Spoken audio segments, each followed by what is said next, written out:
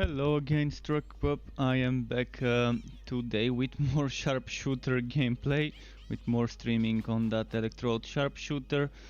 Two more items are left. Yesterday I got two items, one of them I got later on practice, mind you. Farming on practice proved to finally give me that bone raiser. I guess it didn't matter whether it was practice, I just got finally lucky. But yeah, I still need the sharpshooter set helmet, which is the musketeer hat and the musketeer robe and the chest armor. So I'm still two items left to go before I can consider this build ready.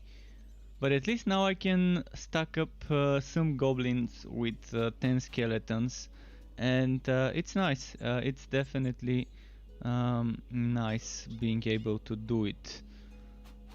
But yeah, my Goblin Legion is still level 1, +2 from my helmet, because I've got a helmet with +2, but eventually it's gonna be different. And Bandit CI81, welcome back, nice to see you already in the chat.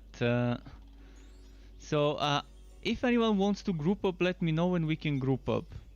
If no one wants to group up, I will do a little bit of practice pushing. Just to unlock some maps for myself, so let's do this Stormbringer. Practice goes very quickly, and for farming I'm starting to suspect that practice could be better, because I'm only losing 20% gear work, only 20% gear work, and for the time it takes me to kill stuff on practice, I think for farming it might be the better option. Because again, I'm probably killing things 2 times, 3 times quicker, and is it worth sacrificing this for just 20% gear work? Remains to be seen. I mean, from my experience last night, I think practice is better for farming still. Even though there's less enemies and there's less champions, and that means less drops in general. You can complete more maps, do more boss chests and do more boss fights per hour. So yeah, I'm gonna experiment with practice, but if someone wants to play together and do co-op, I can switch to ridiculous, I can switch to any other difficulty. I guess probably hard might be the perfect middle ground of killing stuff not that slowly and still getting an okay amount of enemies. So I'm just pushing a little bit further, but I'm gonna start soon focusing on the gearwalky maps. You're running with my build from YouTube, the Electrode Sharpshooter, and hello Sir Booth, thank you for the follow Sir Booth, you followed me while I was offline, I still see it here on my notification, and also thank you for Buttfleck, who also followed me 3 hours ago while I was offline. So thanks to those two people, and welcome to my channel, Sir Booth. But yeah, the grinds sometimes are unreal. It really takes a lot of time sometimes when you're unlucky with the drops, and yeah, I guess today I will experiment to see how it goes on practice. Because I've been grinding a lot on Ridiculous, but maybe Ridiculous is not the best difficulty to farm. Until I test it myself, I'm not gonna be able to confirm. So I'm gonna try and spend some more time today farming practice, unless someone needs me to help them on a different difficulty with something. I personally don't care whether my badge is Ridiculous or practice. In fact, I've already done practice with this hero before, so it's not impacting me in any way. But you can see how quickly things are dying when I'm in practice. I'm not even trying to kill them quickly, they're just dying.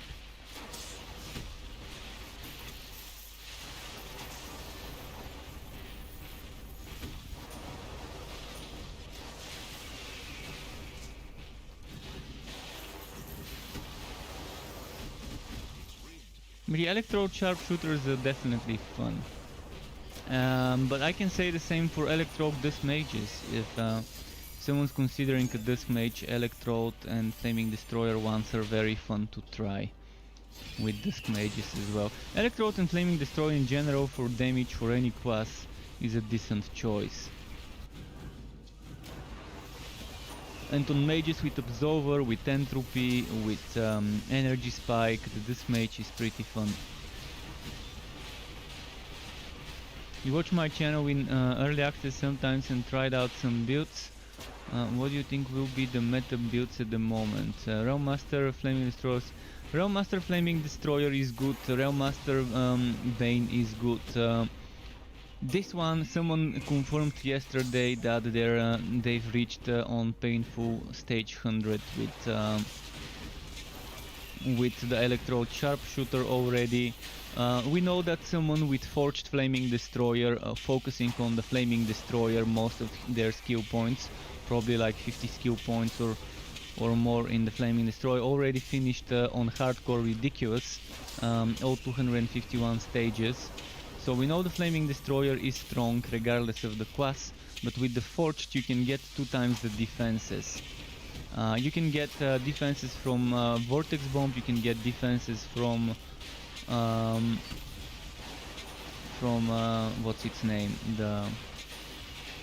the power projection, and you can get extra damage boost versus burning enemies on the Forged, and you can get extra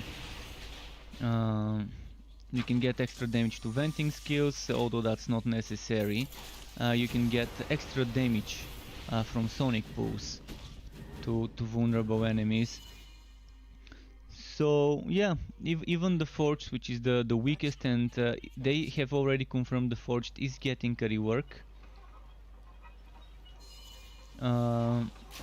Even he can be very strong with the Flaming Destroyer. And I can say the same with Electrode. With Electrode it can also be very strong. I mean, Flaming Destroyer and Electrode are the leading DPS relics. I mean, they're the relics meant for DPS.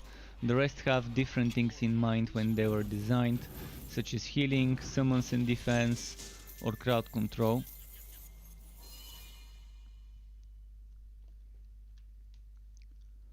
Vitoxing is saying, wanna join me? Let's do ancient boss only map. That's the best way to find legendaries. I don't think that's the best way to find legendaries though.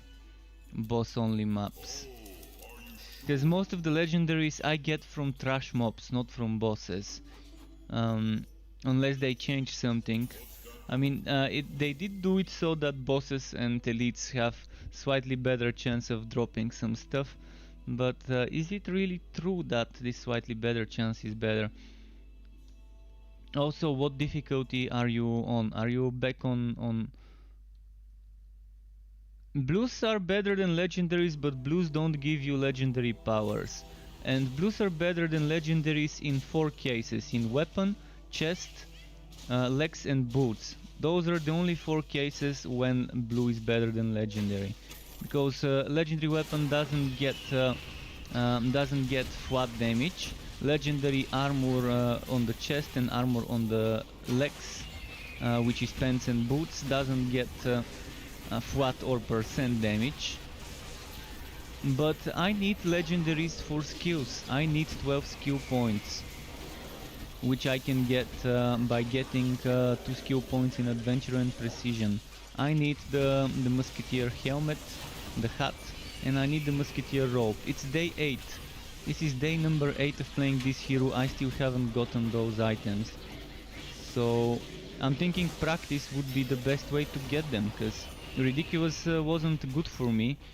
I wasn't getting lucky on Ridiculous, so I might as well just steamroll practice and hope to get lucky this time. At least I got my Bone Razor. I got my Bone Razor, which means I equipped a level 57 Bone Blocker.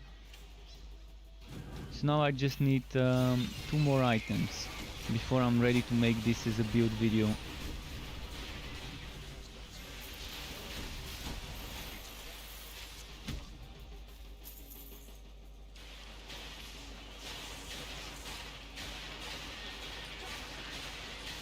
Let's see, I'm gonna do it like this.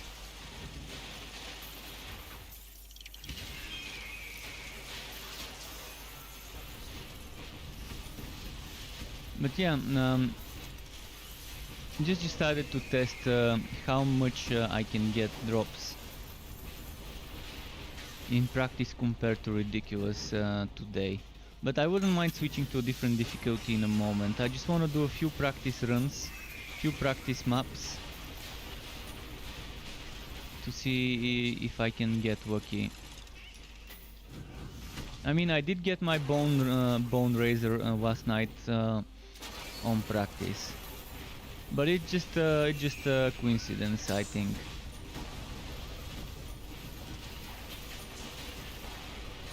Keep in mind, I'm not running a gear lucky map right now.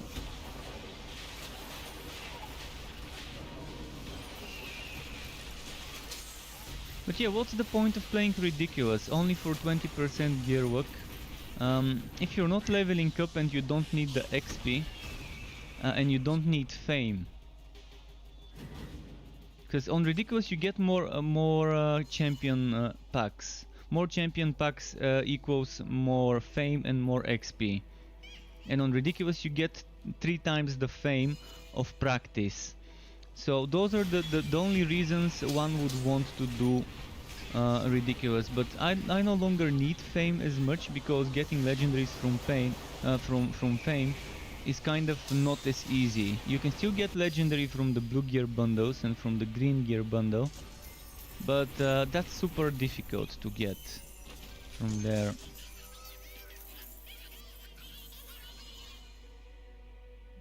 The gambler is not good to me either.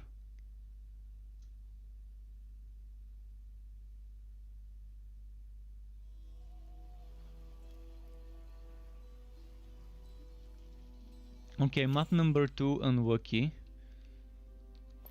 Let's see how many maps it takes me to get a legendary drop if I'm doing non-gear lucky maps. What could go wrong?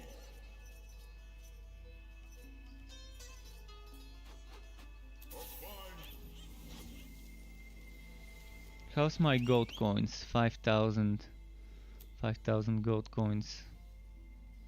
I've got gear luck here.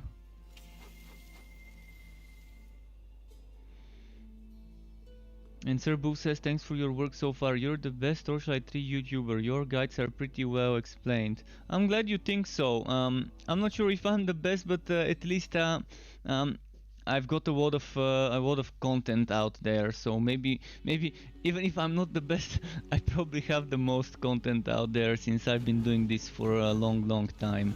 I didn't just start like 1-2 weeks ago.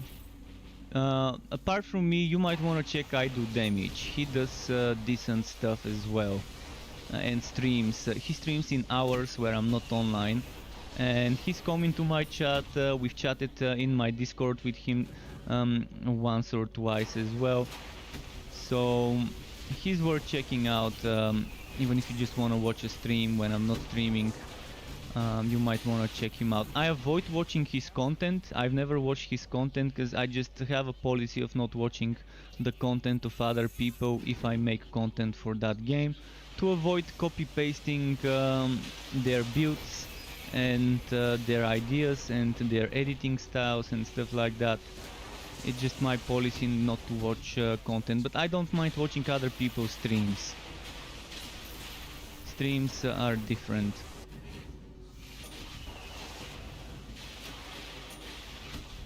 But he's the only other person I know who has been doing this since a long time. Since I think he started around the close beta. So he's also kind of an OG in the Torchlight 3 kind of scene.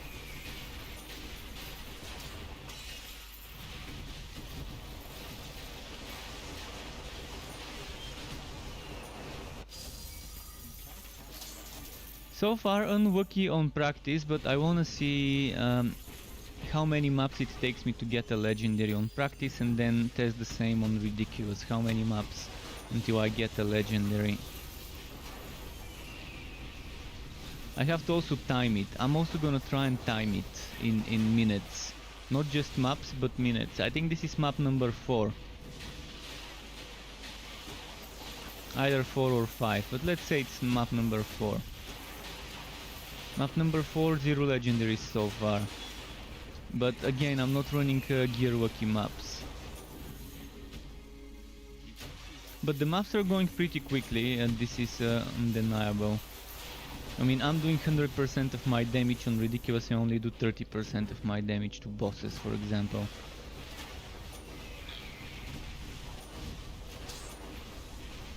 So you're gonna be seeing a little bit higher numbers in this difficulty.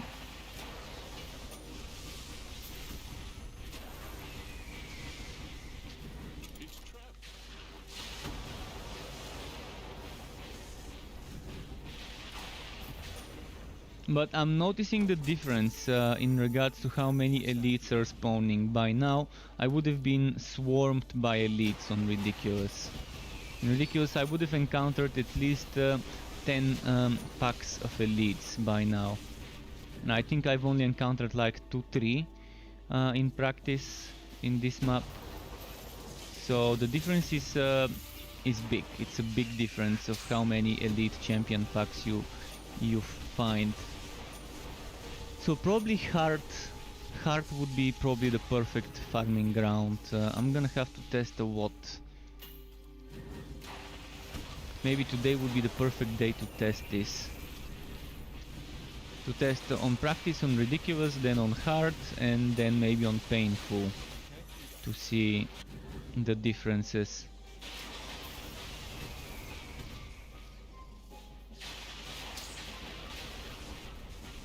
But yeah, did you guys watch the stream last night?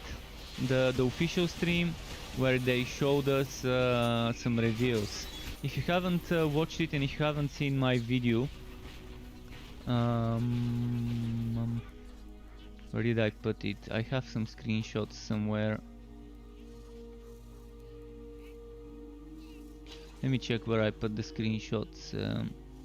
So first, this is an upcoming affix. Okay, let's do it like that.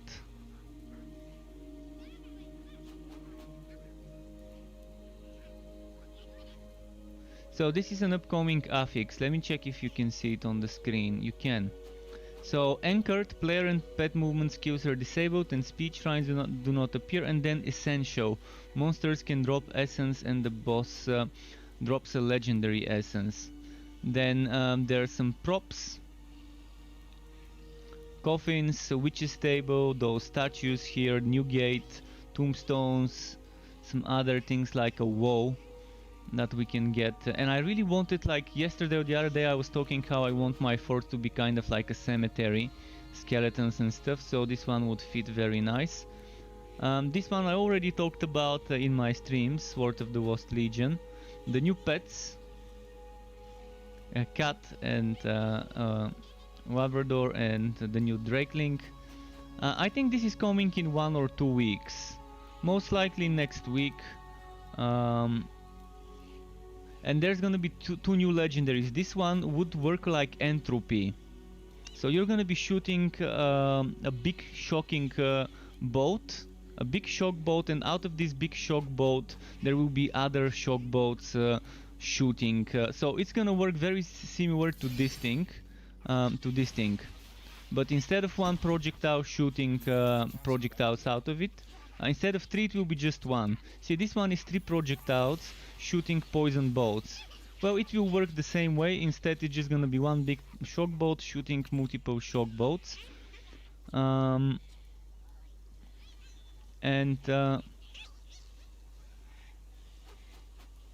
then there's this thing. The great sword. The great sword I already showed you. It's gonna summon 9 skeletons or so, and those are the new sets. You can see the new set.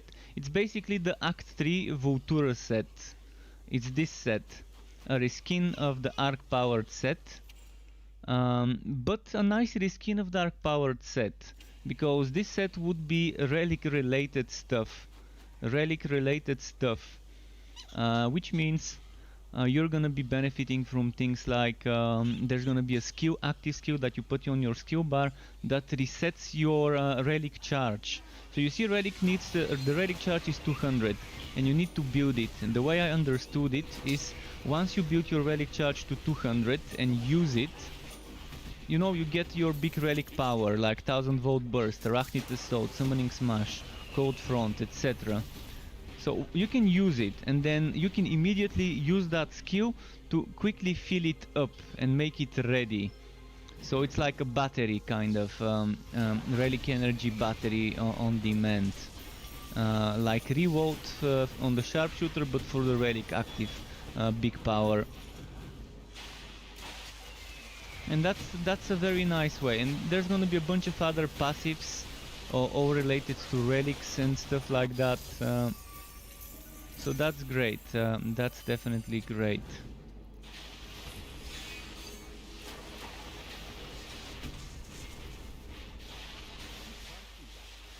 And what else did they review?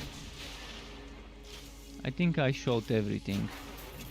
I've got a video about it, but I just told you all the stuff I said in my video, so you don't need to watch it if you just saw me explain this. And they confirmed officially that the Forged is getting reworks. We knew it that they're considering it from the Mayhem Mondays, but we now know that the Forged really is getting some reworks. And Crackdrack, the build is the same build as yesterday.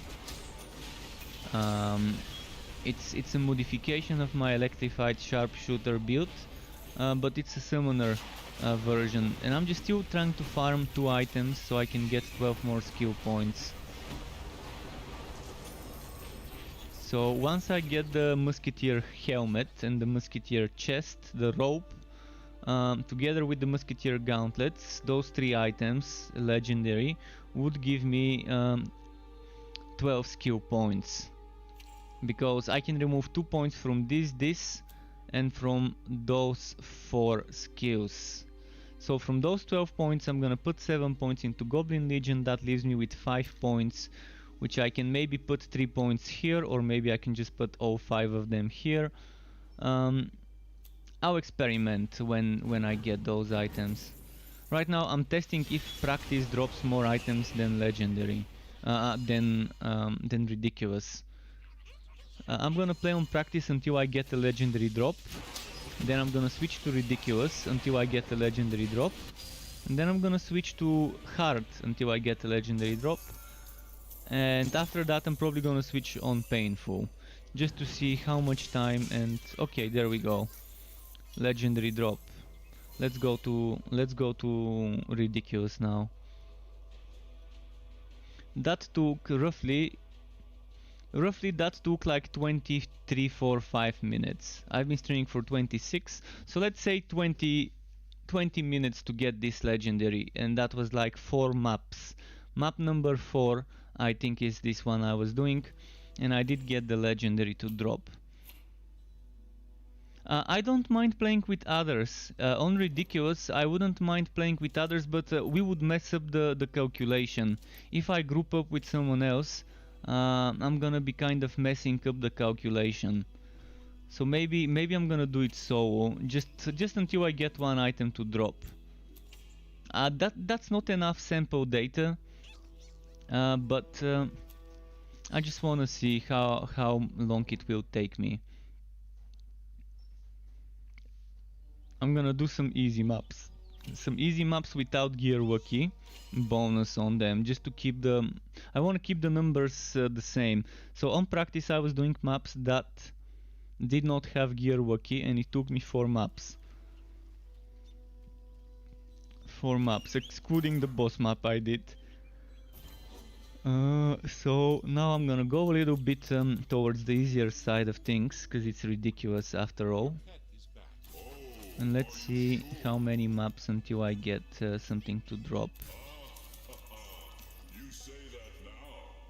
I'm not gonna pick gear wiki. Are you sure? Let's say I go for this one.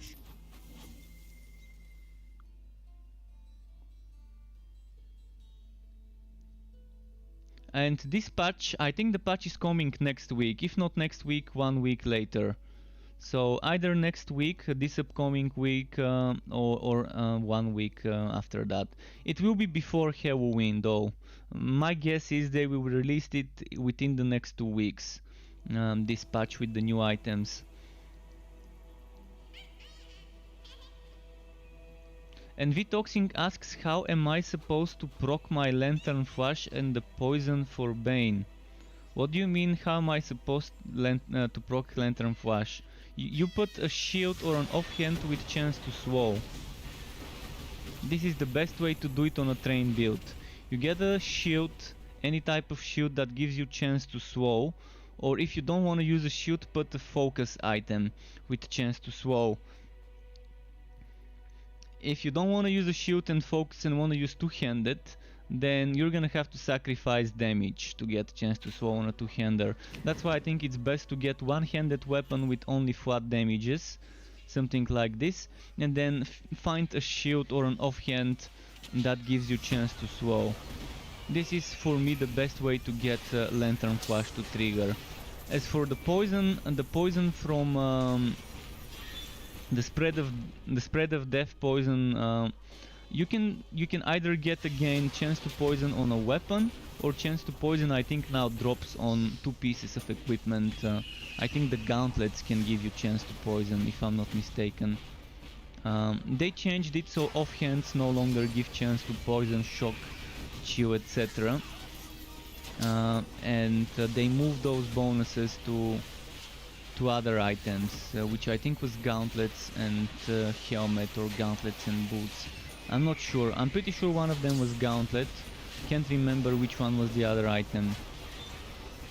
It could be shoulders. It could be shoulders as well. Weirdly enough, I haven't gotten a single piece of gauntlets with chance to shock, chance to burn, etc. recently. Maybe they reverted the change. But I also haven't gotten offhands with it anymore.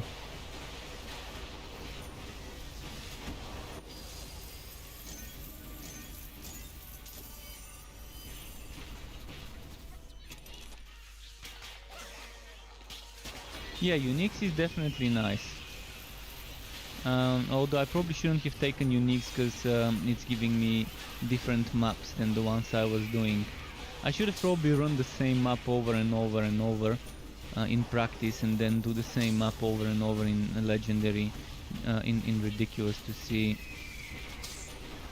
which one would be the better. Because now I'm getting too many Uniques.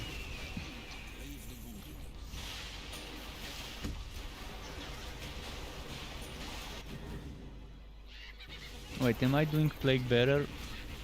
Or was that just a Plague Bearer enemy?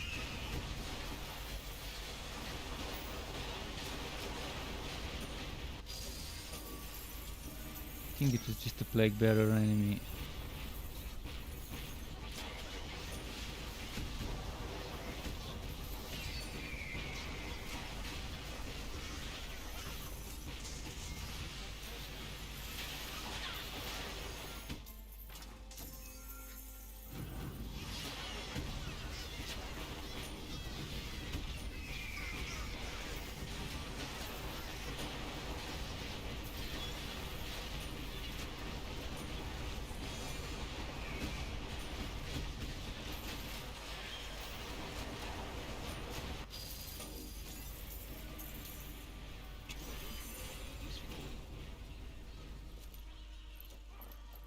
I've obviously gotten much more blue items since I started this map.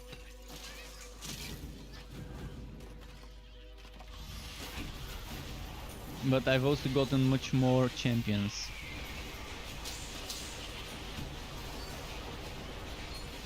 So Ridiculous so far still seems the better one, but let's see how many maps it takes me to get a drop, and how much time it takes me to get a legendary drop.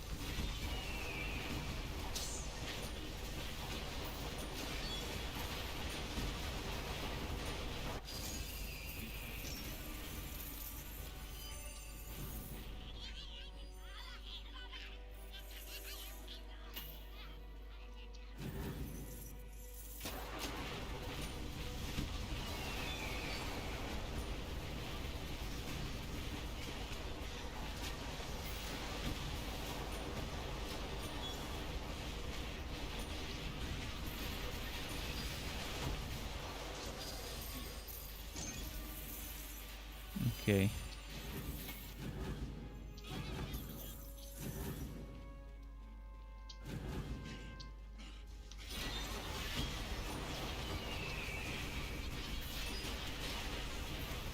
Once I get those two items, I will test whether tight grouping works better than onslaught. Most likely it will work better because tight grouping has a synergy with the sharpshooter gauntlets. Those sharpshooter musketeer gloves, they shoot tight grouping, and maybe they would shoot tight grouping with the damage bonus if I upgrade it. I'm gonna have to test it. It's gonna be very hard to tell though, to tell how much damage they're doing with low level and high level tight grouping. Because there are just so many things hitting at the same time, it's hard to tell which hit is the one from the musketeer gloves.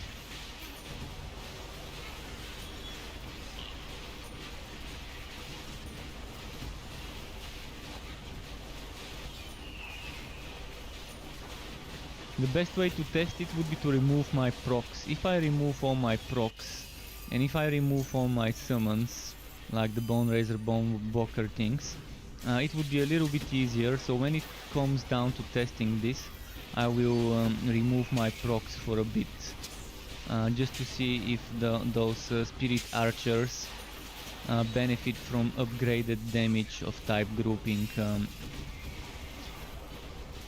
My guess is it works the same way other autocasts do, and it will benefit from the damage but not from the tier 1 and tier 3 bonuses. And Arnie is saying, hi, what do you recommend for sharpshooter? More electrode or fire? I think it depends. I think it depends what you want. For direct damage, less procs, probably the Flaming Destroyer is better. As well, are you gonna be playing Explosive Arrow, or are you gonna be playing Targeted Strikes and Tight Grouping? I think if you wanna go for Explosive Arrow, probably the Flaming Destroyer is better, because it's a nice synergy with the Burning.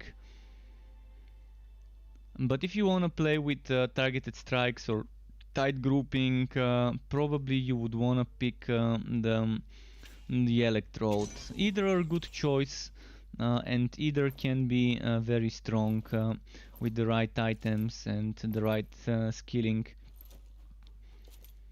So I don't think either of them would be a mistake if you go that way.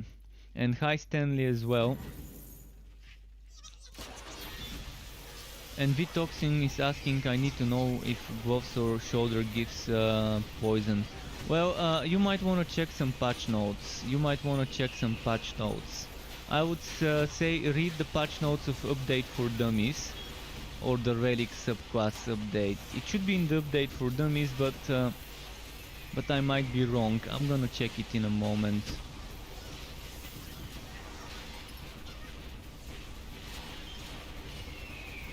I think this information where they moved the chance to shock, poison, burn, etc. is there.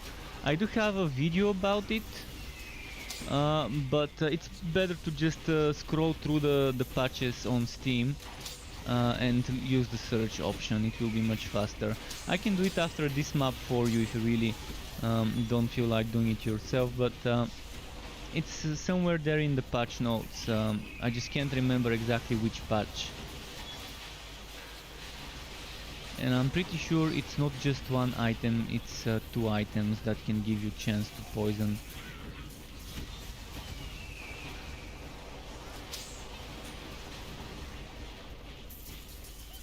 But I don't think you need chance to poison on a Bane train build if you're focusing on the train. I don't think you need spread of death. And doesn't Miasma poison enemies around you? Doesn't the big Arachnid Assault also poison enemies?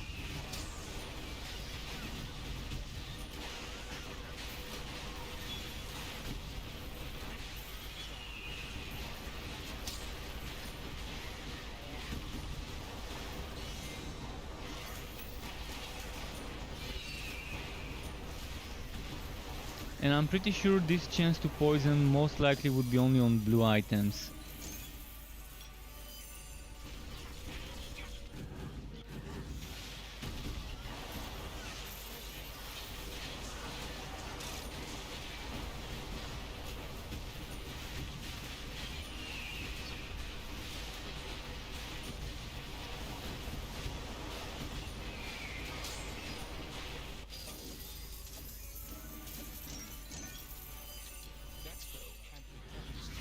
Miasma doesn't do it, that's strange. And Yorgi is saying, hello, could you show me your skill tree? Sure, keep in mind I'm missing 12 skill points. And this build is not ready, but hopefully today I can get the final 2 remaining items and make the build video tomorrow.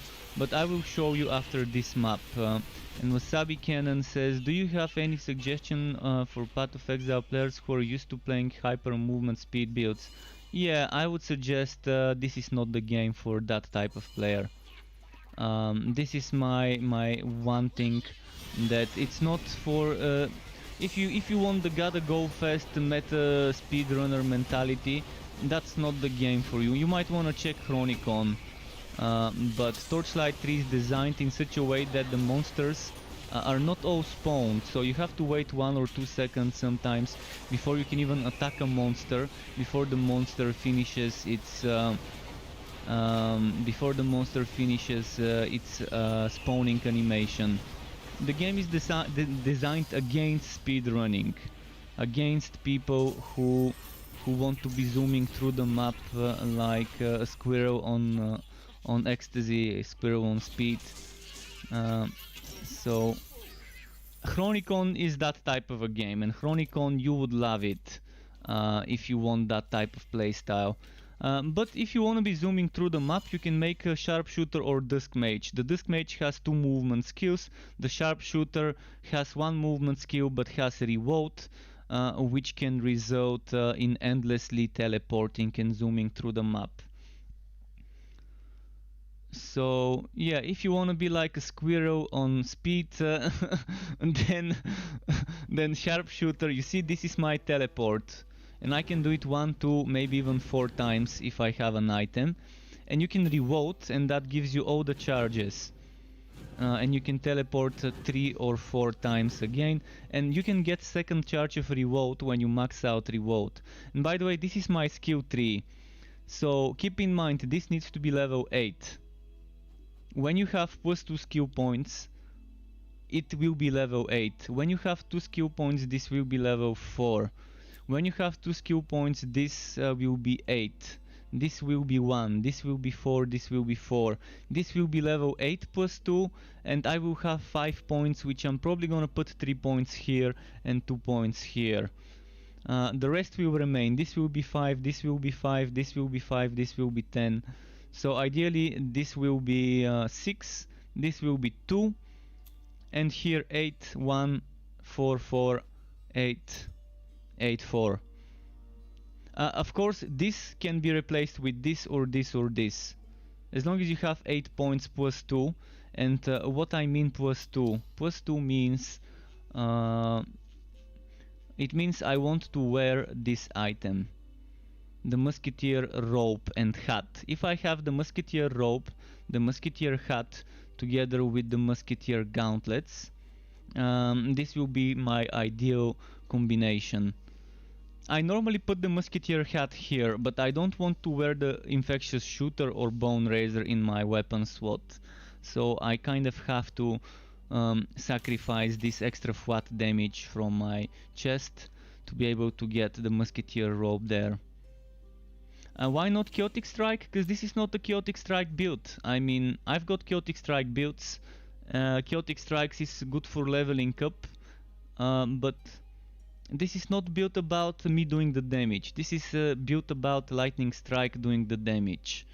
And this is a build about summons. I can get 8 goblins, 8 goblins, 1 Shasta, 2 rangers, and 10 skeletons. And all those skeletons and goblins and other good things will be attacking the enemy, and every attack from those pets will be triggering Lightning Strike. So yeah, this is kind of what this build is about. I mean, Chaotic Strikes is a completely different way of building, and it's not a bad choice. There are many good choices. Chaotic Strike is good for leveling up though. Chaotic Strike is probably the easy peasy mode of leveling an Electrode build on any class, not just a Sharpshooter. I've leveled up with Chaotic Strikes on every single hero except this one. On this one I just wanted to test for science how hard it is to level up without using Chaotic Strikes and just using Onslaught, which is one of the weakest things to level up with. Your pet has returned. So someone asked about the patch notes, the chance to poison and stuff like that. I'm gonna quickly share my screen and go and find that information. Let's see, this took like, wow, this was a long map. This map took like 15 minutes, 12 minutes just for a single map. No wonder I'm not getting that many items on Ridiculous when it's taking me this long to complete a map. Okay, so let's share my browser and let's find that information about I'm just gonna scroll down to the patch in question, and now I'm gonna search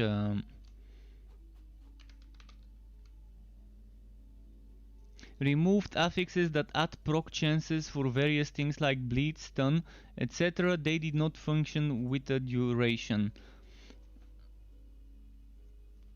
That's not this, I guess.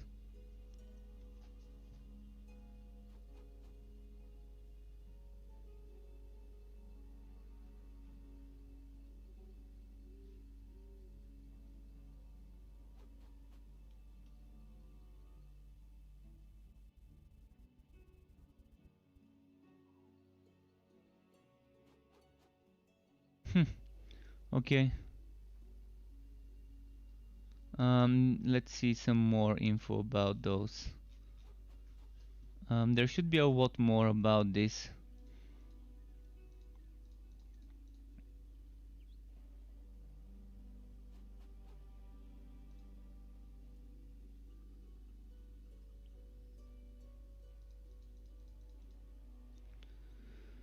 Okay, that's not it.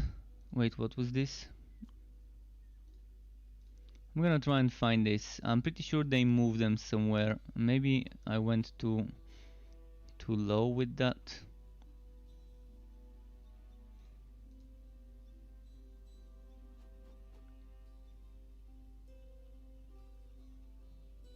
Ah, there we go. Removed affixes that add chance to elemental proc affixes from weapons added to gloves.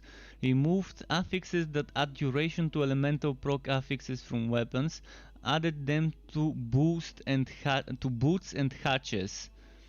So that's for the duration. Stun, bleed, bind, burn, chill, freeze, immobilize, poison, shock duration has been removed from weapons and added to boots and hatches. And where is the chance? The chance.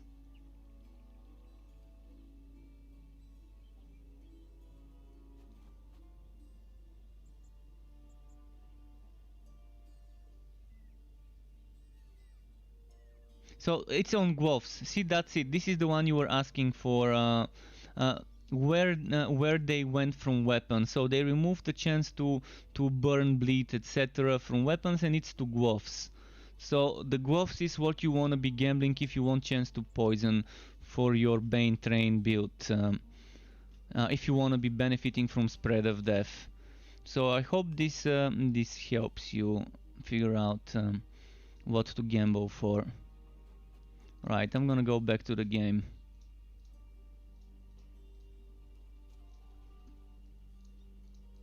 And yeah, the poison relic is the one that doesn't give you chance to poison from passives.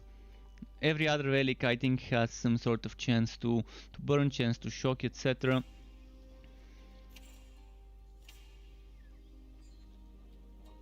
And Mortar Car is very good for the early levels, and you can then respec and go into something else. So on practice it took me 4 maps to get a legendary, and those 4 maps took me 23-4 minutes to complete. On ridiculous, 1 map took me like 11, 12, 13 minutes to complete, and it definitely didn't give me a legendary. It was even a uniques map, and I wasn't doing uniques maps on practice. Okay, I'm gonna try and do something that's not uniques, not infamous, and not gear wacky, just to make sure I'm doing the same type of maps I was doing on practice, just to compare what's better to farm. I think time-wise, practice still might be the better way. Unless I get a legendary in this map, then the time spent farming for legendary on practice would be equal to the time spent farming for a legendary drop in ridiculous, but there's not enough sample data. Just 1 legendary is not enough sample data. If I spent 8 hours farming on practice and 8 hours on ridiculous, then I would have enough sample data to confirm, okay, farm this difficulty, it's better. So I'm gonna have to do a lot of testing in the next coming days on all sorts of difficulties to confirm which one is the best time per legendary found. You definitely encounter a lot of champions on ridiculous, and a lot more enemies in general, which would result in more drops.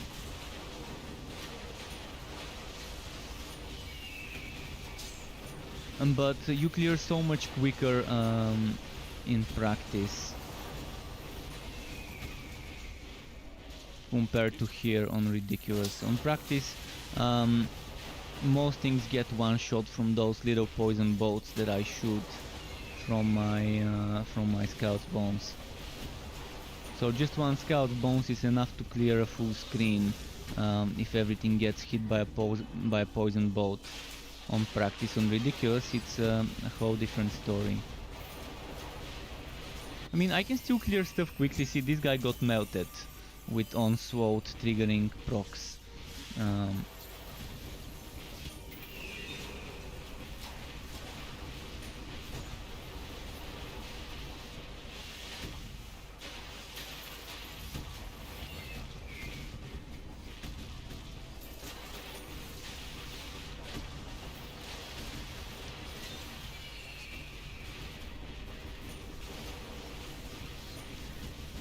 Check this one out.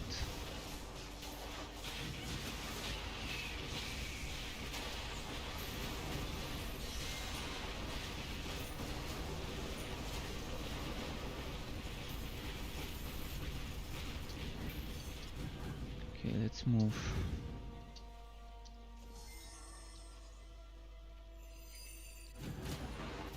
Oh, my revolt got bugged. Lovely. Well, bugs still happen. I mean, they fixed this bug and now it's back. It's making a comeback.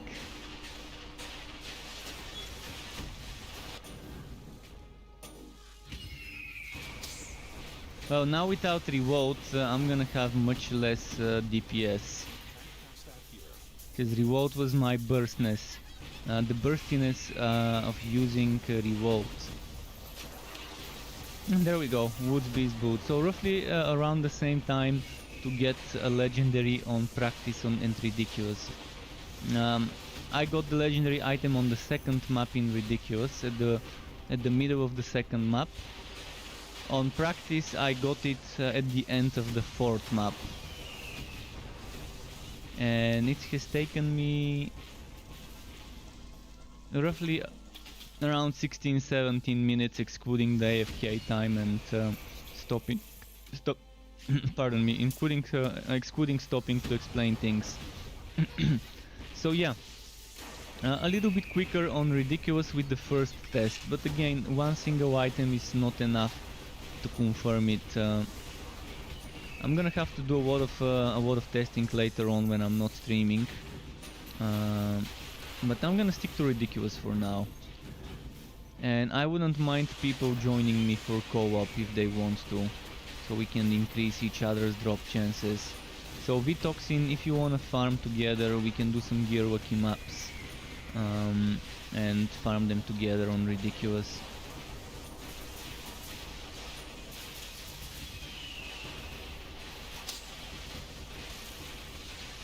But you can't use Mortar Car with Flamethrower Car, keep that in mind, they're mutually exclusive. You cannot use Shield Car with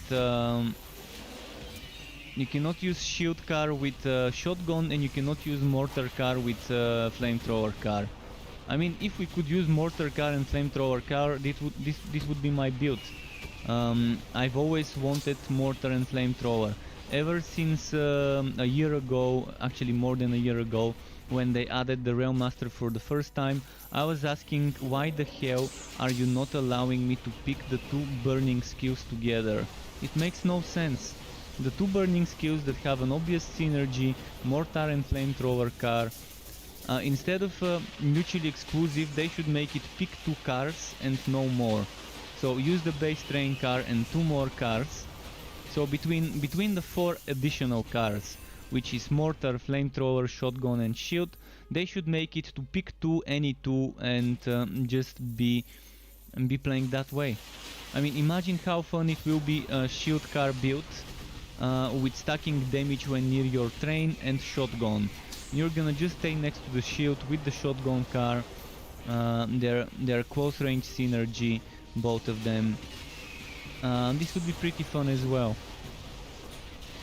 But yeah, my old Flame and Train build from around a year ago, a year and a half ago or so. The very first Flame Train build I made. I was asking the same, why don't the developers allow us to play Mortar and Flamethrower Car together? It's not gonna make us super overpowered, it's just a nice synergy for Flaming Destroyer builds and for burning builds in general.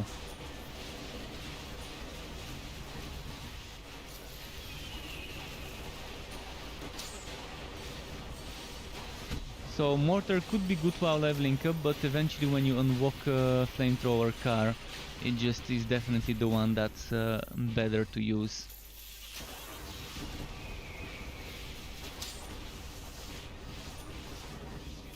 You hit Fazir 19, it doesn't matter. We're gonna be doing the easiest possible maps in the Fazir as long as they're level 60 for level 60 gear. It could be 16, it could be 17, 18, 19. We're just gonna be trying to get the Gearwalkie map that's at the same time 60 plus and Gearwalkie, and hopefully not a Gauntlet, because there's no drops on Gauntlets until the end.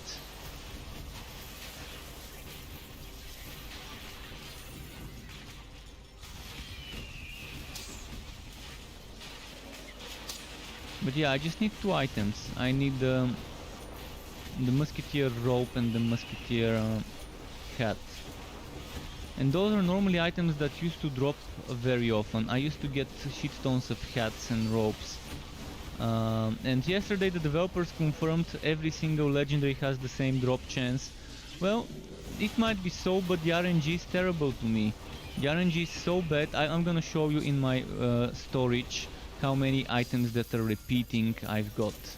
So you can see what I mean by the RNG hating me and being bad to me. We need a way to exchange one item of one set for another item of the same set. Let's say you put someplace like a new interface where you can put a legendary item of set X. Let's say a Musketeer item, any Musketeer item, and then you put some legendary essence, maybe let's say 5 legendary essence or 3, and then it gives you a random other legendary item of the same set. The same way you can do it in Chronicon with some materials and stuff. It would be amazing if they do such a system. That way, if I keep getting the Musketeer shoulders 5 times and I just can't get my Musketeer rope or helmet, at least I would be able to negate shitty RNG who is showing me the middle finger. I can at least deal with that. Because I don't accept excuses as that's how the dice rolls and it's RNG. When there's clearly something wrong with the way items drop. As you're gonna see in a moment, I have 4 wide world cave breakers. 4. 4 of the same stupid item. I mean, it's a good item. Wow, leveling up early on in the early levels. But after they fixed it, you probably won't want it in your builds. It's still not bad. It's still not bad, but yeah, I've got 4 wide world cave breakers. And I'm gonna show you the other repeat items, just so you can see what I mean by RNG trolling you. So some quality of life for the itemization would be amazing, such as sacrificing one item of one set to get a different item of the same set. I mean, you might be able to get the same item, but still, look at that now. Where is it? First of all, 2 Egg of Mayhem, 2 times Musketeer Pantaloons, 3 times Musketeer Shoulders, 4 times White Wolf Cave Breaker, 2 times Tompu, 2 times Storm Driver, 2 times Shasta's Promise, 2 times Herman's Masterwork if we count this one that I just got. And then we've got 2 times Firestarter, 2 times Stormblade. I mean, there are so many repeats. The Rifle of Leadership I think I got twice, but the other one I sacrificed long ago because it was a low level item. Then I stopped salvaging items. So yeah, there are a lot of things that just keep dropping as repeats. You got 7 or 8 Musketeer chests. See? And I can't get the Musketeer chest, so something needs to be done for this RNG. Something needs to be done so people can sacrifice items that they don't need to get others of the same set. Over terrible except one. Yeah, that brings me to another thing that needs to be done is quality of life. A system that lets us reroll the affixes in the middle of an item. In this case, evasion, crit damage, lightning barrier. Let's say I don't want evasion and I want something else. And maybe I don't want duration for lightning barrier and I want maybe duration for vocalized storm. Allow me to be able to make this happen. Also, let us add sockets. To gear that is not socketed, let us sacrifice some essences and add sockets. It makes much more sense to have such systems and use essences as crafting components with this affix that is coming to the game soon. Essential. Monsters can drop essence and the boss drops a legendary essence. See, they're already adding such things, but we already have no use for essence other than enchanting. So they either have something in mind that they're not letting us know about as an additional use of essence. But yeah, we'll see how that goes. Let's try and find Unique's gearwork. And by the way, if anyone else wants to join us, you can add me on Steam. Your pet has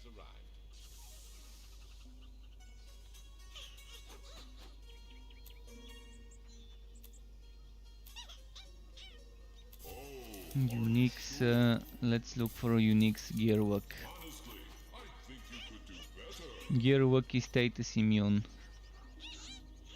Oh, okay, let me quickly accept this.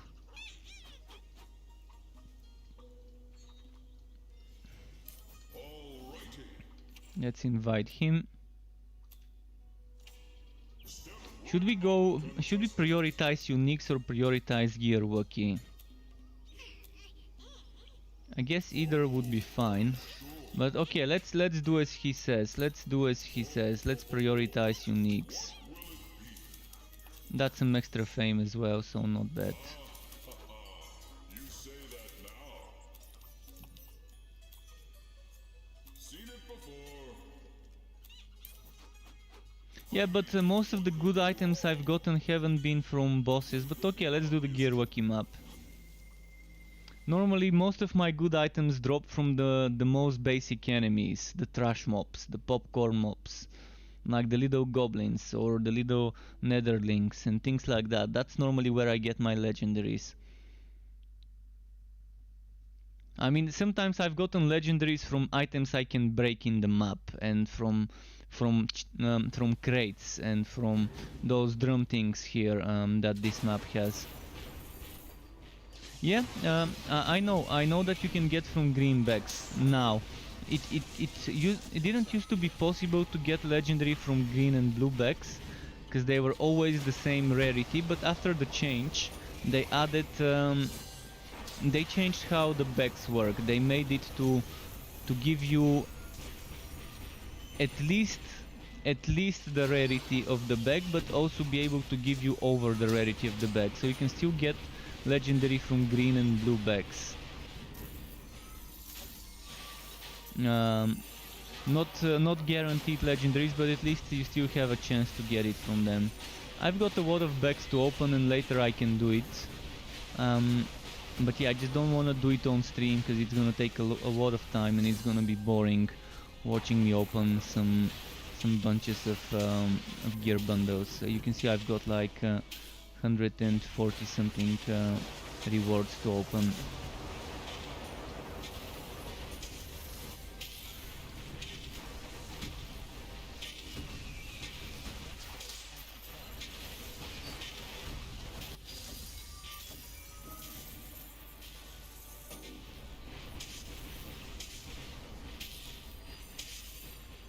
I'm gonna stop picking up blue items soon.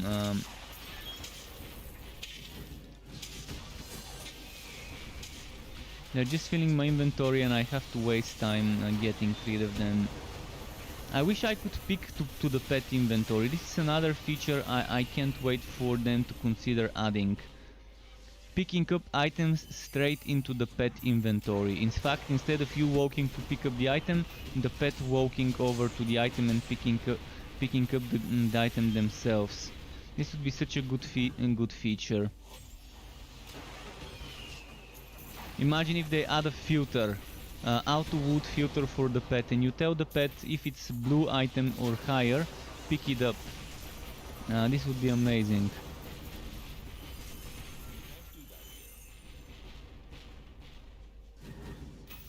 Or you can tell it if it's blue and green, pick it up. If it's legendary or white, don't pick it up.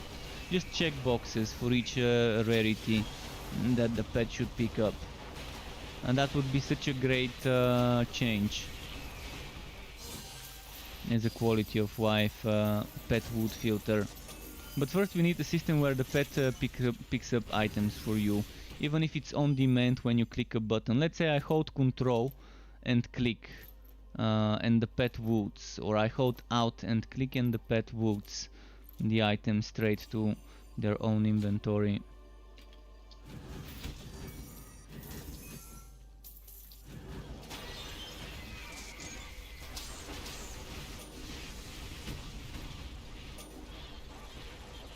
Is there a link for this build? Not yet, but you can check my Electrified Sharpshooter on struckquub.xyz. It's very similar, except this one uses summons and onslaught. The Electrified uses targeted strikes and it doesn't use summons. Very similar, although I don't suggest anymore using the White Vault Cave Breaker. I'm gonna update my proc monster builds. For people to know that the White Vault Cave Breaker, it was a little bit better before because it was broken, in the good way. But it's now fixed and it's still a decent item, but it's not gonna be that great at the higher level, so maybe something else would be better to replace it with. But yeah, look for the Electrified Sharpshooter. Someone yesterday confirmed with my Electrified Sharpshooter slightly modified. They were able to reach stage 100 on the Fazir, but not on Ridiculous, on Painful. Which I guess is not bad to know. I mean, again, I don't have the time to test if a build can run level 251, but I wouldn't mind hearing from someone who is using my build or a modified version of one of my builds regarding how far they were able to reach with one such build. Gearwalkie shifting shackles. Alright, let's enjoy the shifting shackles. This is gonna be fun. And AK-47 wants to join. Alright, let me invite. I need to invite from the multiplayer.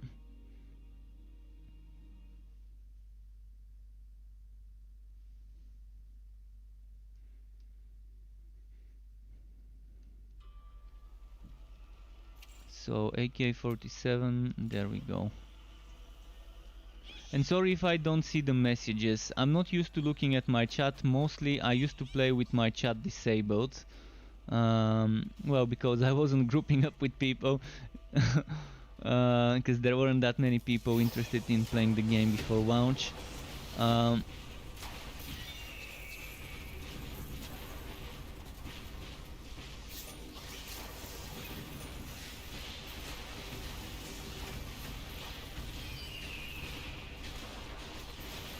But yeah, Vitoxin, just try to get a shield.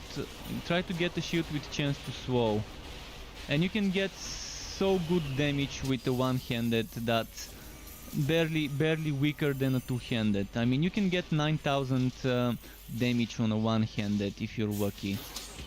You can probably get 11,000 on a two-handed,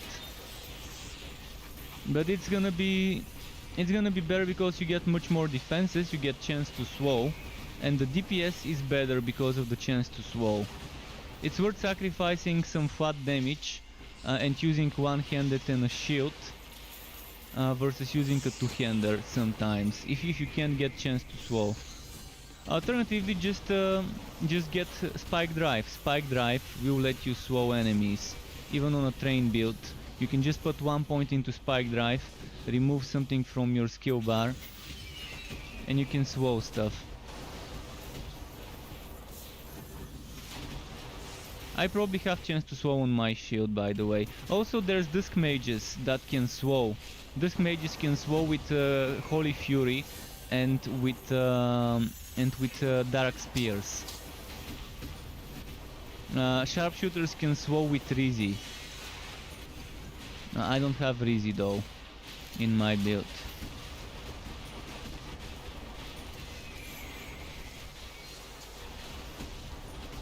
But 65% extra damage is much better than 1 or 1.5 more thousand flat damage. That's why I normally play one-handed and shield with Realm Masters. Because it's just such a great damage increase. By guaranteeing I'm slowing the enemies all the time with my shield.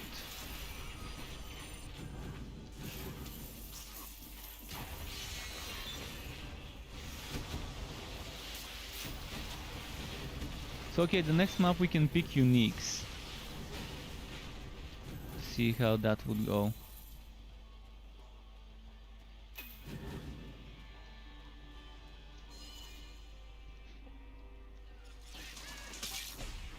You can't cast that here.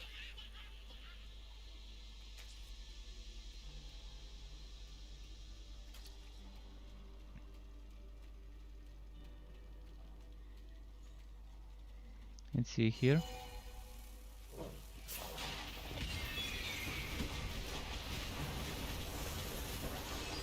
he got insta-gift by Kronk. Unlucky spawn. You spawned right in front of him.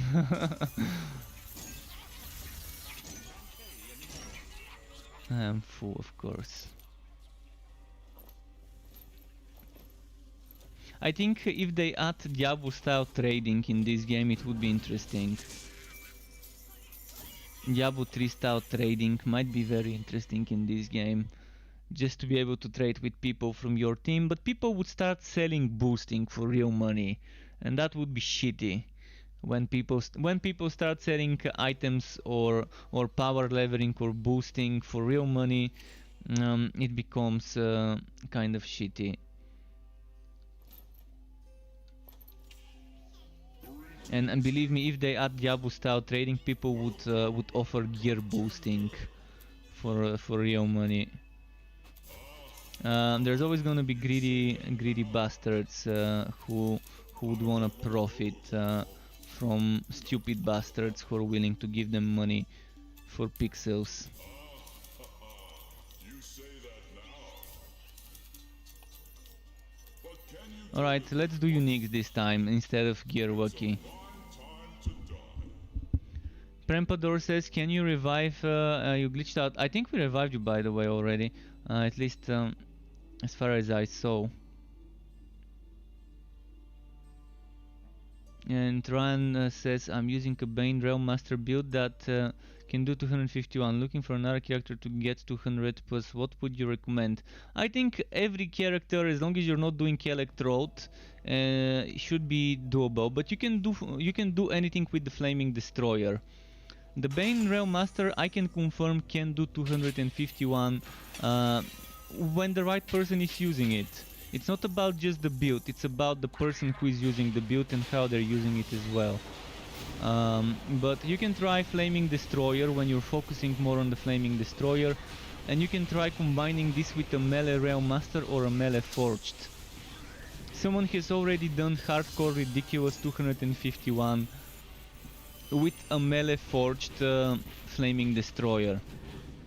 And they probably only took Vortex Bomb, Sonic Pulse and Power Projection from the Forged side of things, and most likely were using basic attacks to trigger the damage reduction, the fighter spirit, and were just using relics, and with the basic attack they were probably refilling their relic energy, so most likely they were using Blazing Pillar, Summoning Smash, Magma Burst, Ignition Source, Firestorm, Energizer, and the one with the basic attack synergy.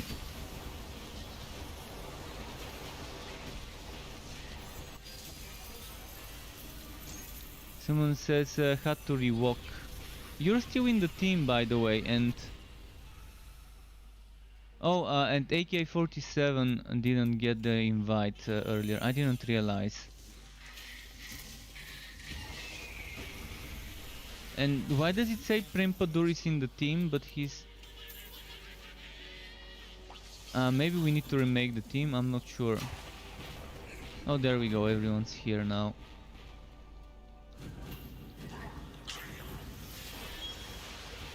Let's just go for the boss and not clear the map until the end. We've got the quest items.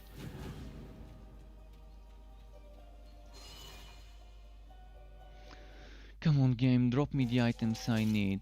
I know you want to. The others are probably using the crit chance, so I'm just gonna use the defense one.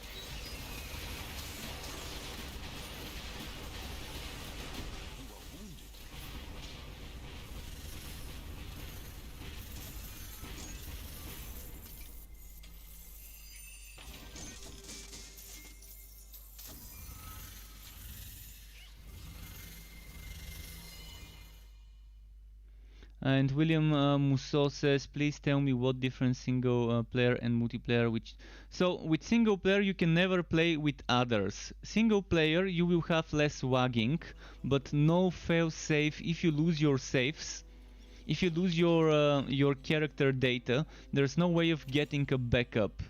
Whereas if you're playing on multiplayer, it's online mode, everything is stored on the server. So if something happens and you lose your hero, the developers, the support team can help you.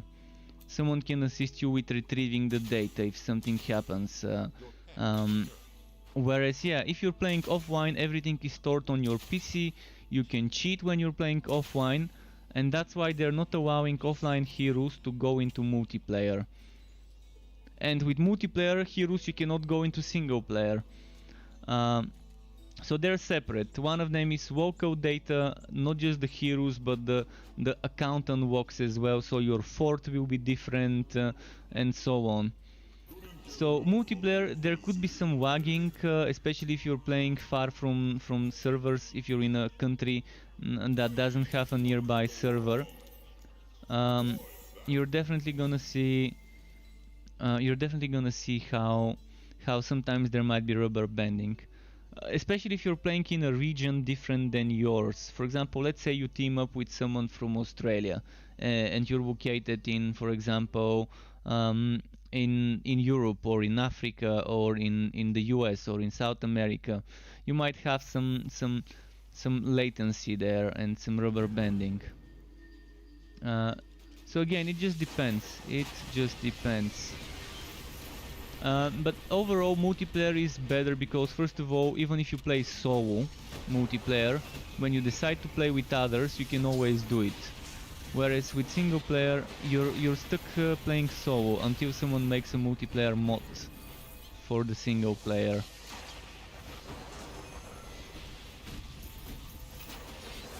So you just have to decide which one suits you better.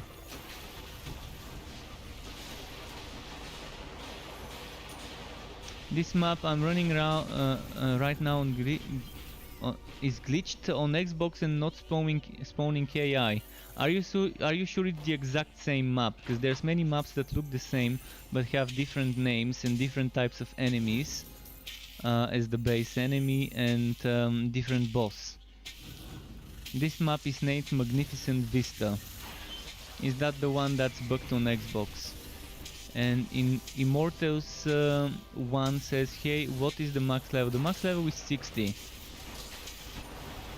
If you're asking about character level, max level is 60 with 70 skill points. If you're asking the Fazir dungeon max level, the max level is 251 for the Fazir dungeon. 251 challenge stages.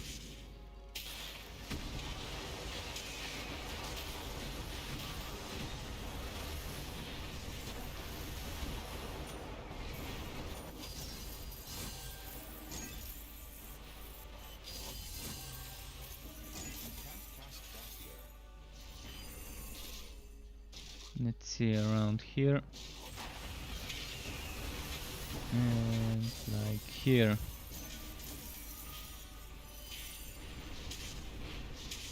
No worries, thank you for asking as well. There might have been others who needed that information. Okay, do this.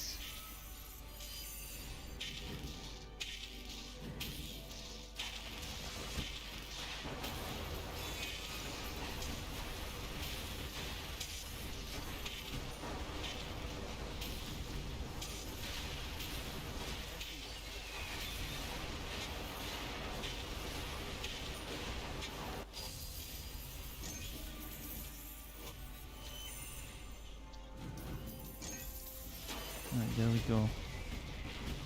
Still, okay, someone just got a legendary item, Grats. It's a celestial chest. Pretty nice drop. Let's see how long it will take me to get my rope and my helmet. Man, if it's another day without getting those items, I'm gonna be pissed. I'm gonna be fucking pissed at the RNG if it doesn't drop me those two items today. It's day 8 of playing this hero. I've never needed this long to get musketeer items.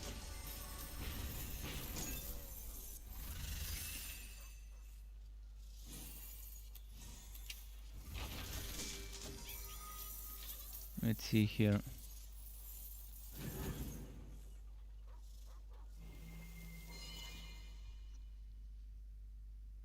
You opened Fazir with enemy spawning for a new friend and power level them from 3 to 50. Oh yeah, that's pretty decent. That's pretty decent to power level someone in a gauntlet map.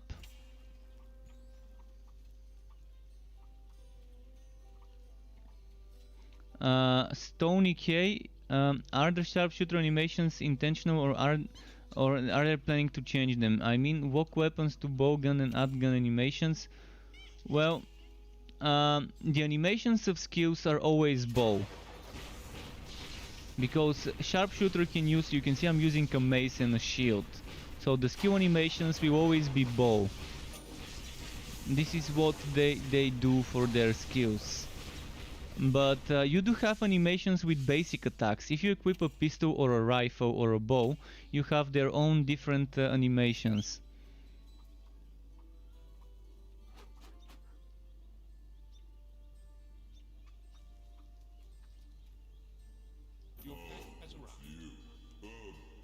I really like how it is at the moment with the sharpshooter, that it's equipping some sort of a basic bow when they're when she's doing or he's doing their regular skill. So it's pretty decent. It's pretty decent that way how it works, because I like not being stuck of only using bow on the hero, because there are so many other items I can get. Why should I only try to get a bow to be able to use this hero's skills? See, I understand on the forged with the cannon, because you always have a cannon regardless of what weapon you're using. This thing I understand, when there's skills that benefit from cannon damage and not weapon damage, and cannon damage being separate damage from the weapon damage, this one I understand.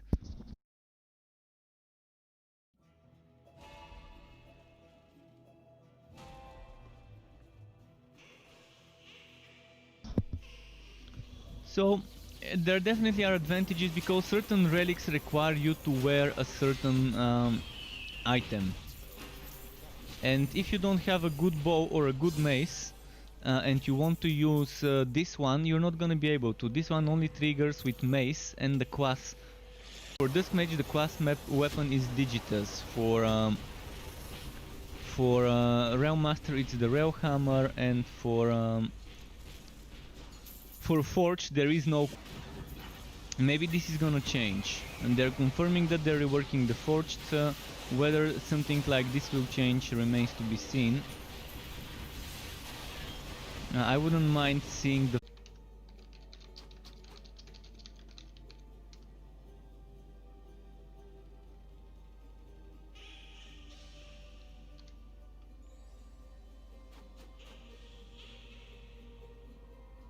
Let me check. I think it's running on YouTube, but dropped frames network.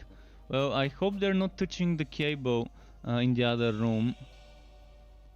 I have no idea what's happening. But I'm dropping some frames. I've got 2.1% frames dropped due to network. Let me check my bandwidth. My bitrate. Yeah, my bitrate is really low. My bitrate is normally 6000. It's now at 700 kilobytes. So I'm not sure what's happening to my internet, but something's happening. And that's why the stream seems to be offline. Something just happened. So it could be something. It could be an emergency. It could be an emergency on the side of my ISP. It could be the internet service provider. I'm gonna go to their website and see. So just give me a moment.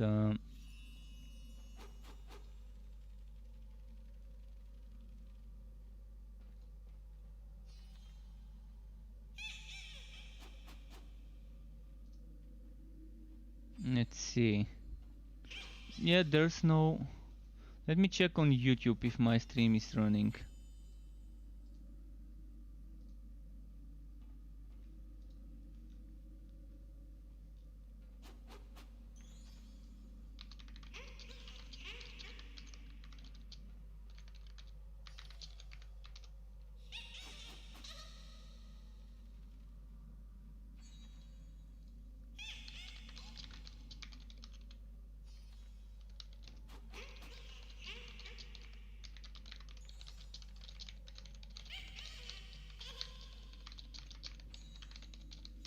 Well, I have no idea what could be happening, but my internet right now is super bad. I'm gonna do a speed test. To see. Let's check.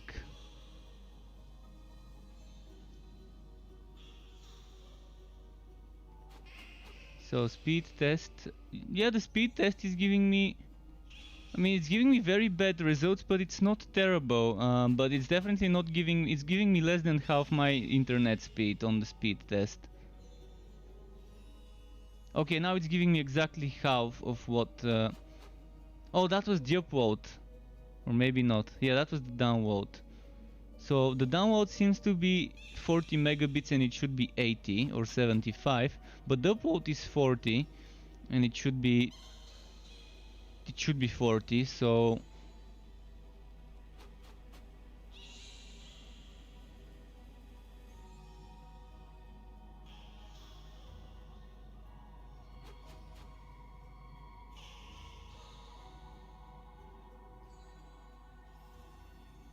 there's probably outages somewhere. Well, let me check again. Let me check how the stream is going. It keeps dropping frames. It keeps dropping frames. I'm gonna test on Restream's website. I'm gonna test on Restream. Restream test speeds.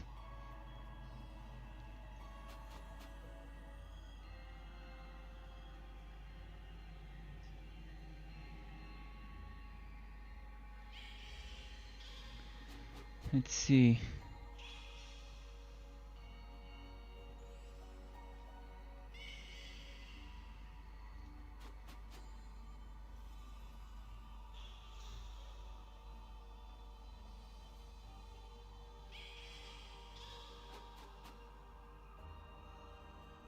So I'm quickly checking my streaming speed to some of the servers.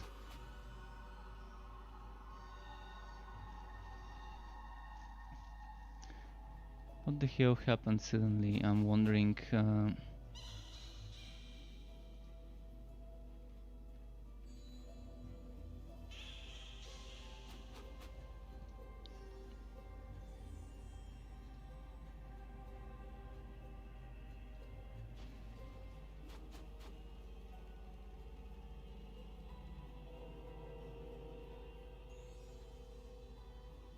Let's see. Let's see.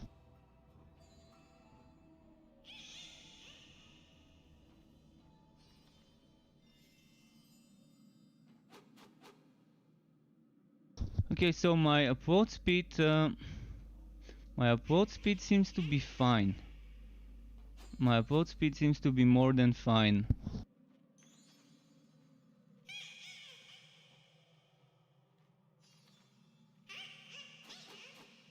So yeah, I'm not sure why the stream was glitching, and it keeps glitching, but I think it's fine now. I think it suddenly went fine. Might have been a temporary drop. Let me refresh my stream to see if everyone is able to see it and hear me, and if it's buffering. I think it was maybe some cable got unplugged or something in the other room, but it's fine now. Okay, did we finish this map? I'm gonna go back to the fort and we can do a new map.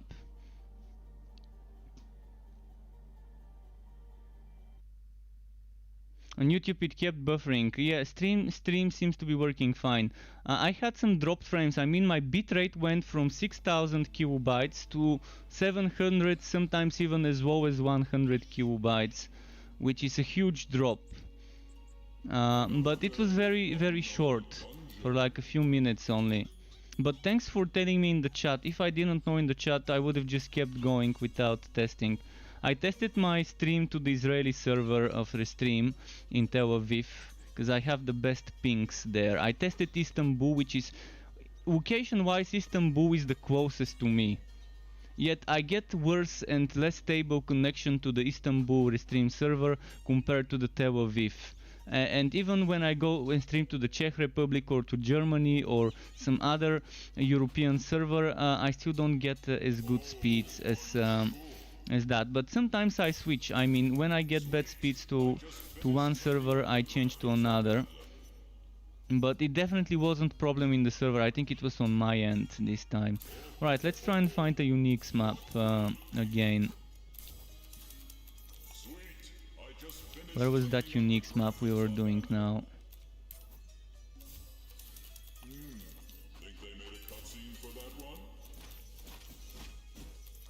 What could go wrong? You say that now. Let's see. You say that now. Well, there's not a single Unix map. How is this even possible? Okay, Unix Gear Wiki. The best. No, it's Gold Wiki. Still, it's Unix. Let's do it. Okay, iSinful. Everyone's saying that stream is working fine now, so that's good.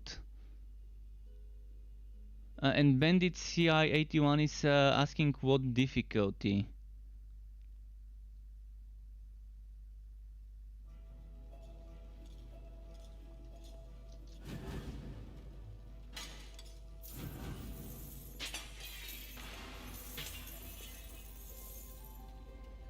So we're doing ridiculous. If you're wondering what difficulty we are doing, you can see here at the top, ridiculous. And I'm just trying to find the lowest level 60 stage with unique enemies.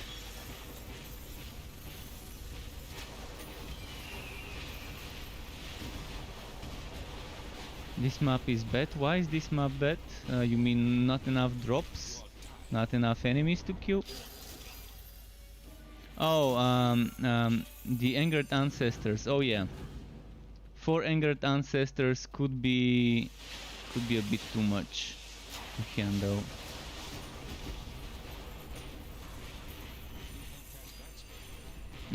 They made Angered Ancestors super overpowered.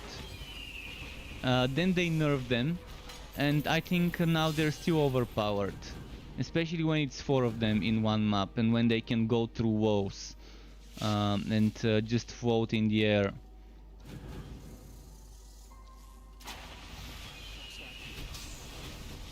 They're definitely super overpowered, those Angered Ancestors. Well, we can go and kill the boss. We are already good to kill the boss. We don't have to kill the enemies. There aren't that many uniques in the map. I'm actually surprised how we haven't found any uniques so far.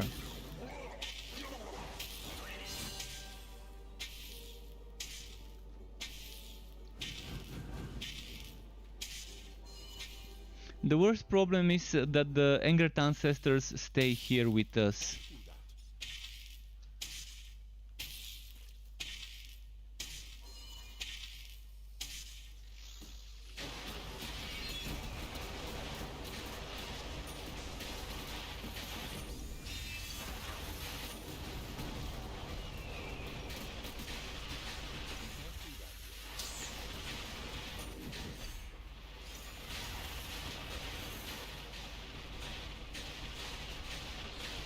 And another bad thing, they don't die when the boss dies.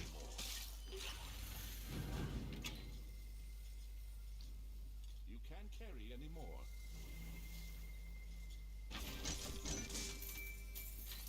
But yeah, I'm gonna be super pissed if I don't get the wood I want today. 8 fucking days and still can't get those 2 items. Might be so pissed that I would start a new hero and fuck this one up and leave it be. If I don't get the gear I want, I can't make the build. And if I can't make the build, I'm just gonna give up and make another build until they fix something to prevent RNG from showing you the middle finger. I mean, if someone earlier said they got 7 times the musketeer rope, 7 times, I would feel bad if I get one item 7 times and it's not an item I want. At least the musketeer rope is an item I wouldn't mind getting 7 times, because it's an item I want. Although in most builds I wouldn't want it equipped. In most builds, the musketeer rope I would actually want in my legendarium. So getting it 7 times would really piss me off. But on this build I need it. This is one of the very few builds where I would want to wear the legendary chest. Otherwise I would have farmed low level zones. I would have gone to a low level zone and just farmed this. But I don't want to spend more than 8 days on this stupid build trying to find items.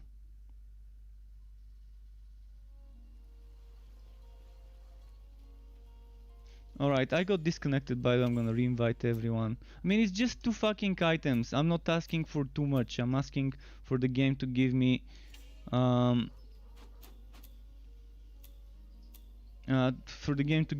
stupid musketeer rope and musketeer hat, which normally I would get before even reaching level 60 at least once.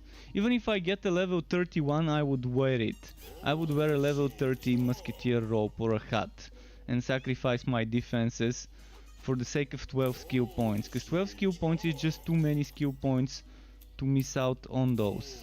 Are you sure? Again? That doesn't sound so. Can't wait for... oh no. Actually, yeah, let's do this map.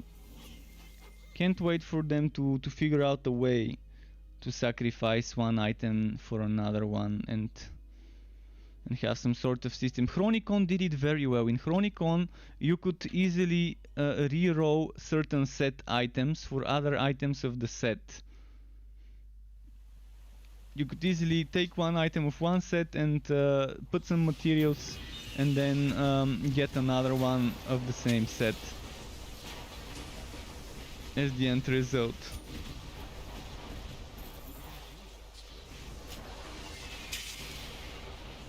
Wait, I thought I was already in the team.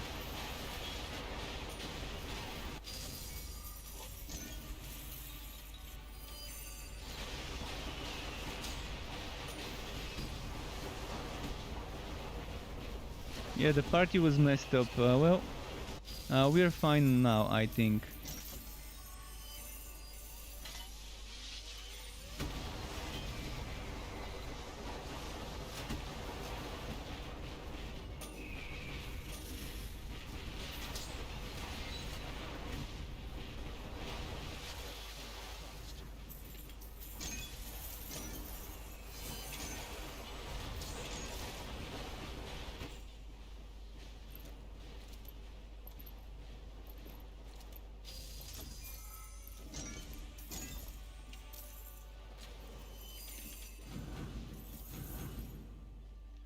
Let's see, come on.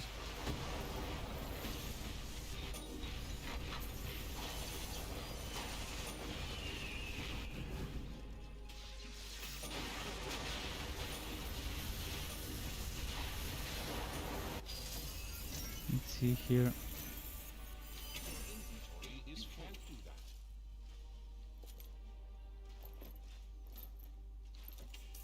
I'm gonna stop picking up blue items. It just I don't have enough room to carry everything. It's taking a long time. Constantly managing my inventory. By the way, how am I doing with the gold coins? 14,000. Once I get close to 20,000, I will need to go to the gambler and to try and buy some hats. I so far haven't gotten a single item since the wipe. Since the wipe, I haven't gotten a single legendary item from gambling, as far as I remember. Or did I? Maybe I might have gotten one but forgotten about it. But I definitely don't remember getting a legendary item in the gambler. But I'm pretty sure people have gotten. Some people told me earlier they got some items from the gambler. But the thing is, I haven't spent much coins in the gambler. I probably spent less than 100,000 gold coins on the gambler.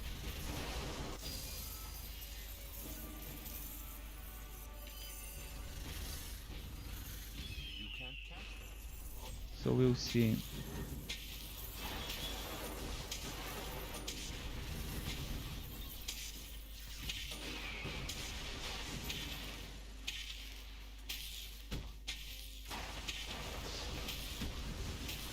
Let's see over here.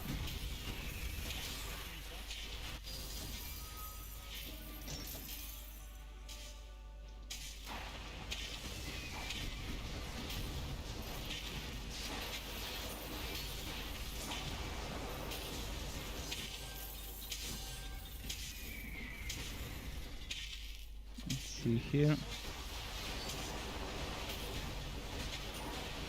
And there's some messages in the chat. Yo, thanks for the giveaway, man. Me and my friend are able to play now. Well, congrats. I'm assuming you're one of the people who won. Congratulations to you. Still waiting to hear from the other two winners. If I ever hear from them. I should have written in my email for them to confirm that they've received it. Mazamur says, how different is this build compared to the Electrified Sharpshooter? Very small difference, very small difference. The one difference is I'm using summons, and the other difference is I'm using Onslaught, but Onslaught can always be replaced for targeted or tight grouping or explosive arrow. So the difference is I'm not using Lightning Barrier, I'm not using Lightning Barrier, that's the difference, and I'm using Goblin Legion. And I'm using Bone Razor with Bone Walker equipped for 10 skeletons, and I'm using the Rifle of Leadership for goblins, for 3 extra goblins, and those summons will give me extra procs. Every time my summon hits, it's a chance to proc Lightning Strike. So the difference is small, but I still want to make the build as a separate build because it's fun. Someone might want to test an Electrode Summoner Sharpshooter build and see how it goes. And this is my take on it.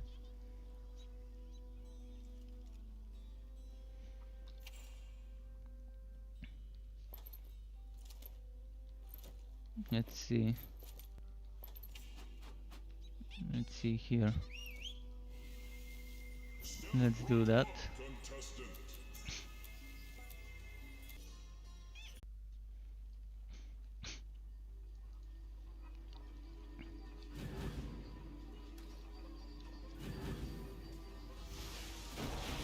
Let's see what's gonna happen here.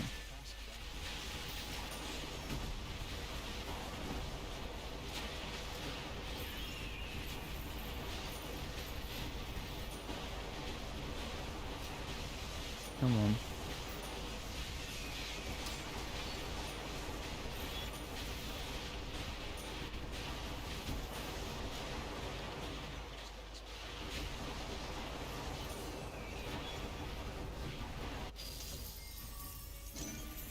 Come on.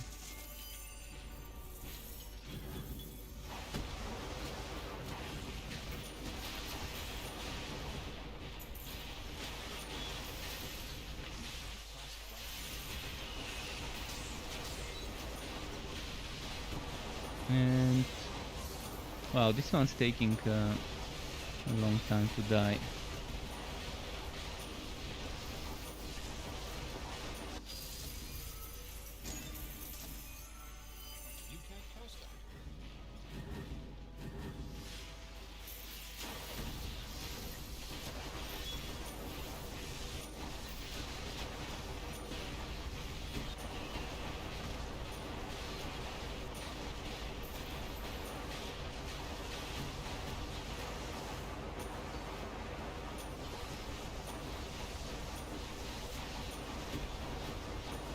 Come on, wow, this one's so tanky.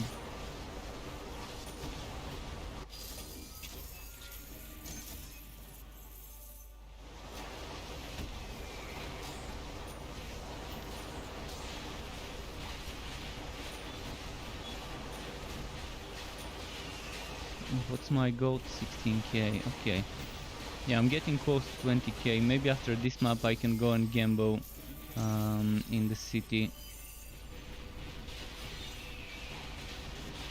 See if I can get the helmet at least to drop.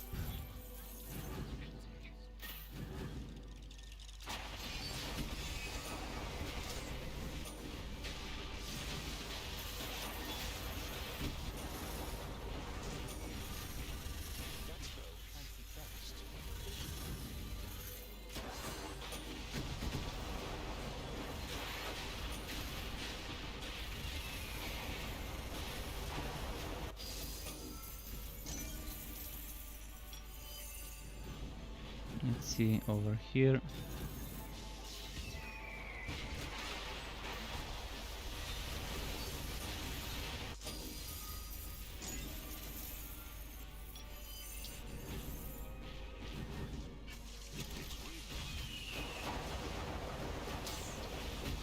Well, so far it's not been dropping legendaries ever since we grouped up. I think the last legendary I got was when I was doing solo. Not sure why.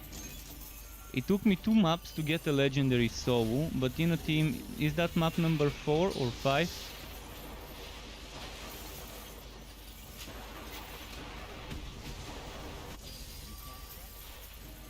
I still have no idea why whenever I play in a group with stacking so much gear work, I get less drops. Is there some sort of broken thing in there for the person whose fort is running the maps to not get as much drops? Or is it just me? A script if struck, if player equals struck, drops equals less. There could be something like that.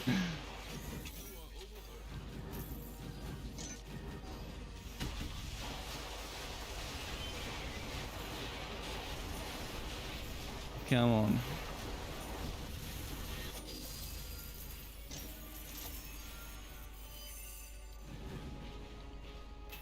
I really feel like rage quitting now after not getting items and playing a different build. Like I can try and play my next one, which I wanted to be a Bane Train. For this one at least I don't need that many items, I just need one item. Lightning Buck 74, thank you very much for the follow.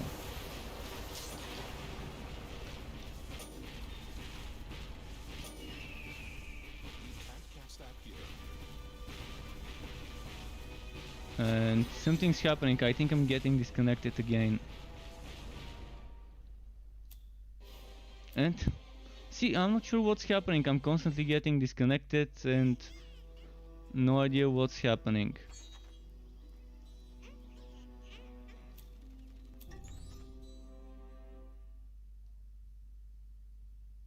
Austrian Zombie, hello, welcome back to you.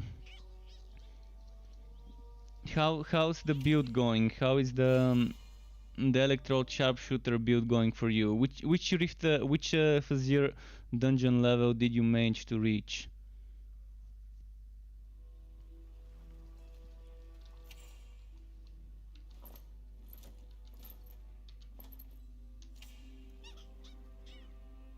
The game is kinda unplayable, or why? What's happening? Is it because disconnects or what?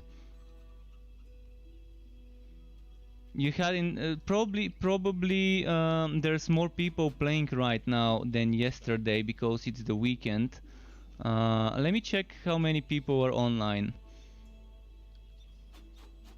Well, yeah, 24-hour peak 3.8 thousand. And ever since the game launched we didn't see such a high number at all. The highest we saw yesterday was 3,000 at best, I think. But today, actually no, the highest we saw before was 3,000, yeah, 3,100 and something and 75, 3,202. But today we have 3,600 at the moment, 3,800. It's still not beating the all-time peak of 5,692. I'm gonna show you what I'm seeing just so you can see yourselves. So, yeah, it's still different. Maybe we're overloading this. And my YouTube stream seems to be glitchy again, apparently. That's what people are saying. Let's see. I'm not sure what's happening for my YouTube stream to be glitchy.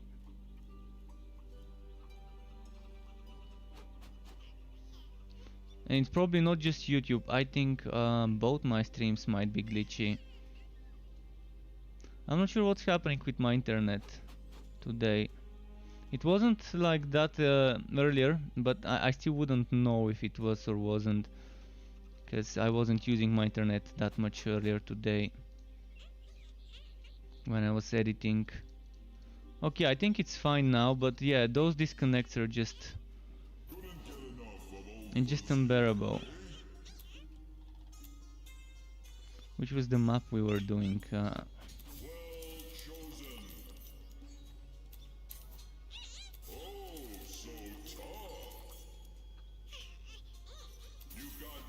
think that was the map we were doing. Is the team still going, or was I the only one who got disconnected?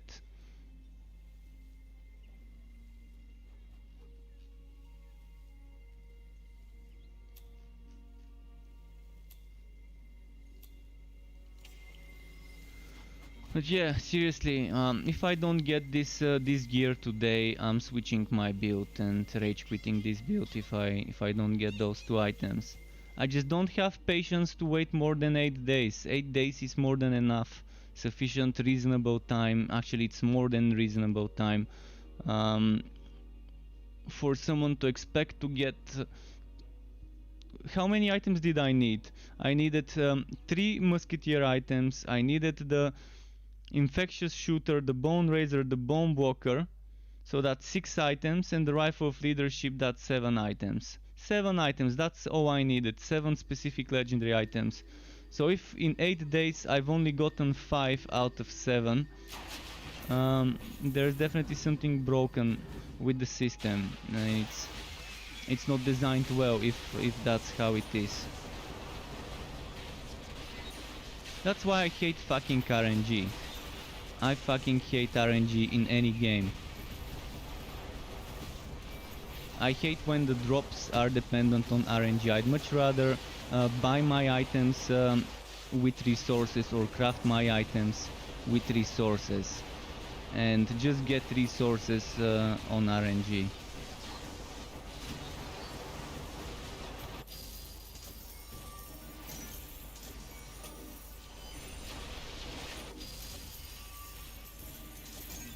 And that's why I want a system where I can farm a certain stage and know that in this stage I'm gonna have a higher chance, if a legendary drops, for that legendary to be the one I want. Borderlands did it very well with drops that have higher chance of dropping from a certain boss. You know, you can go and farm this boss until you finally get your rifle or shotgun or whatever that you're trying to get. And I've suggested 3 months ago, or maybe even 4 months ago, whenever it was when they asked us, I suggested for them to make such a system. You complete stage 30 and you keep playing stage 30 until you get the item that drops from stage 30. And the same for other stages. Let's say you need an item from stage 13, then another item from stage 15, and another item from stage 60 or whatever, and you reach those stages and just keep repeating them until you get that one item. And it's not like only this item drops in this stage, it's just if you have a legendary drop, it's a higher chance for that drop to be the one you need.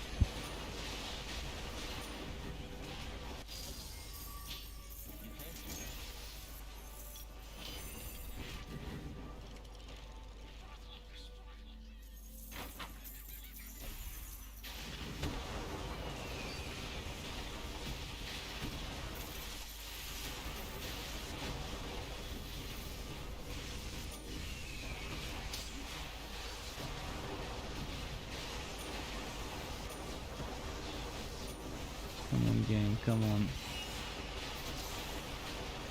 Durant, but Patrice says hi. Oh, hi to you as well.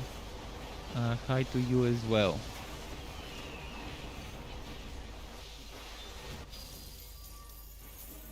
With the last disconnect, all your skills from the skill bar were gone. Interesting.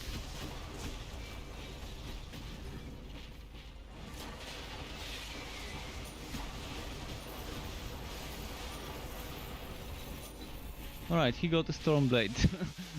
My condolences for this drop. At least it's a legendary essence you can get out of it. Monkey of Paris just followed me on Twitch. Thank you, Monkey of Paris, very much for the follow. Appreciate that.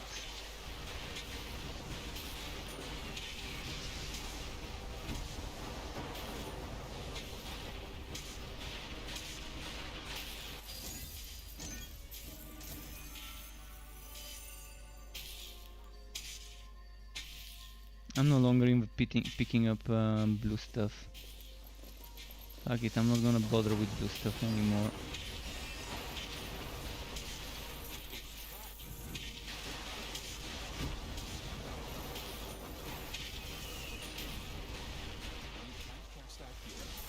How much more time do I have? Two hours and something minutes until I'm done today. And yeah, if not, I'm starting my next build tomorrow. And this one will never get made until I get the damn 2 items. So I'm giving the game 2 hours and 10-20 minutes to give me those items. Otherwise I'm just re-rolling tomorrow to my Bane Terrain build.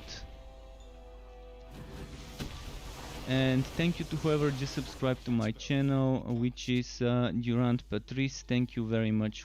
Welcome to the Struck Club to you.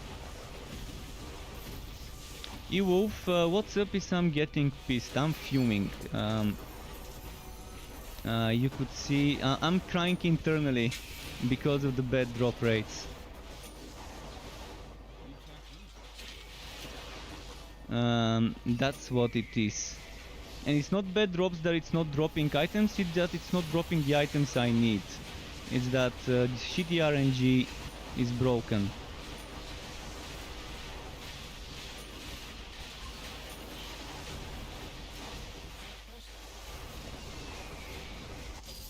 For example, it's so bad that if I was streaming with my camera, I would have switched off my camera so you don't see how pissed off I am.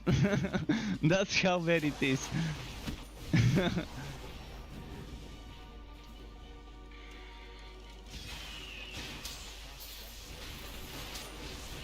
8 fucking days.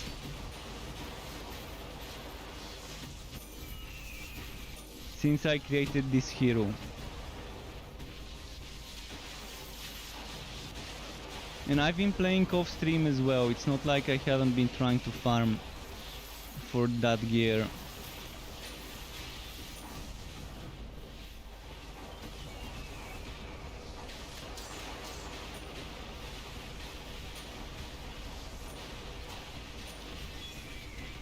I mean, I've never had such an experience, even in alpha.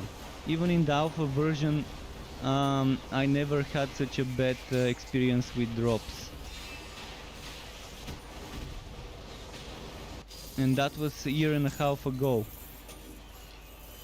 So, I'm not sure what's happening here.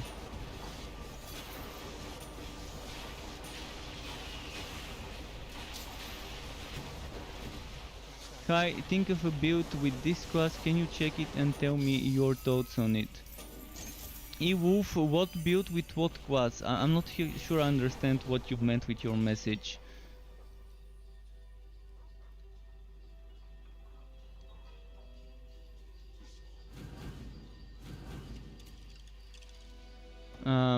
Do you mean a specific build of this class, or do you mean you want a build with this class?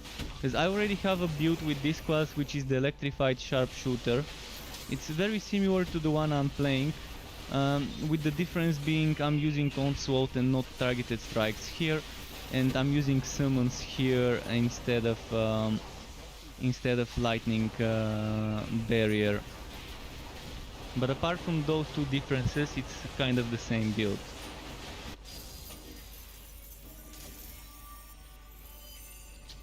The same principle, different build. Let's say it like this. Same principle, different execution. You can't do that. But the main goal is one. Get many hits per second for many procs per second. Oh great, now my revolt is bugged as well.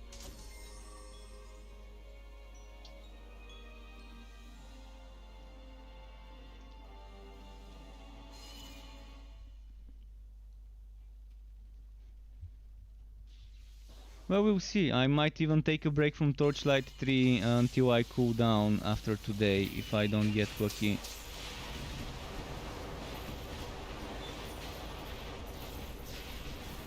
But yeah, when it's too much, the best thing I can do is just give myself a break from a game when it's not treating me well. If a game makes you feel like a piece of shit, then yeah, it's best to take a break from it.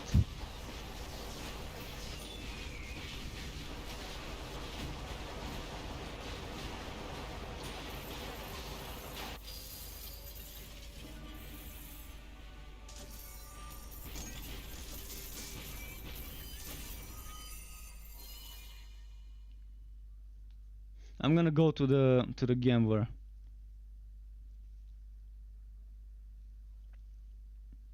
Hopefully we can get at least one of them from there.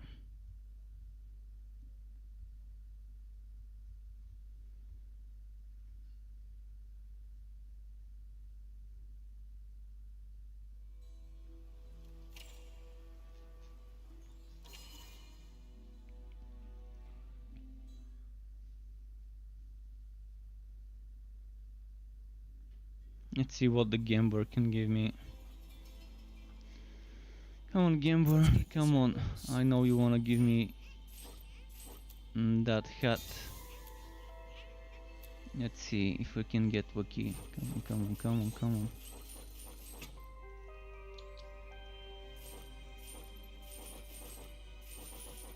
Okay, this might take a while.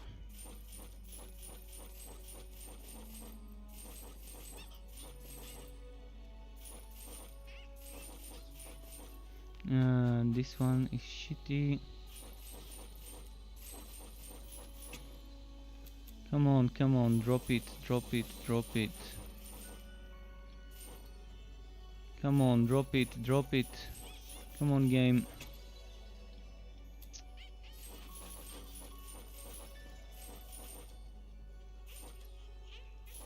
I've not gotten a single legendary since the server wiped, but I've heard of people getting.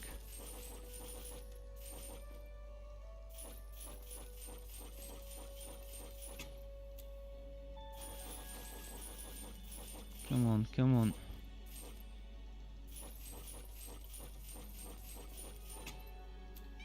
Okay, almost out of gold coins. Well, it's not happening.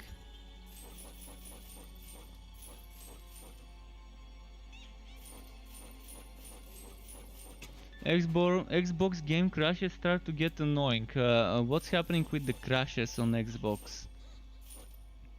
I'm not sure if the player base on Xbox increased and the servers are crashing, or whether it's something else.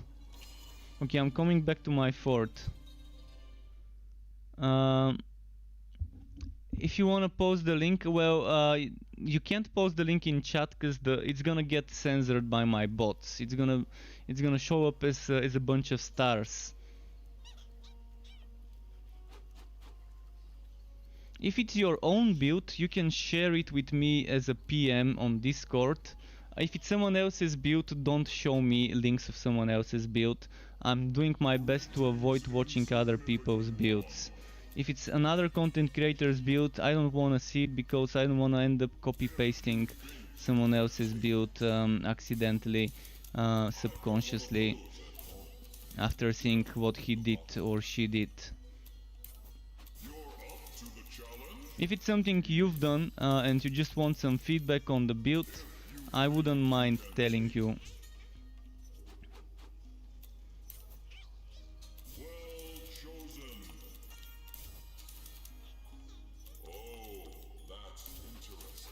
There aren't many uniques. Uniques Gearwalkie, another one. Oh boy. Vibes Zero is back.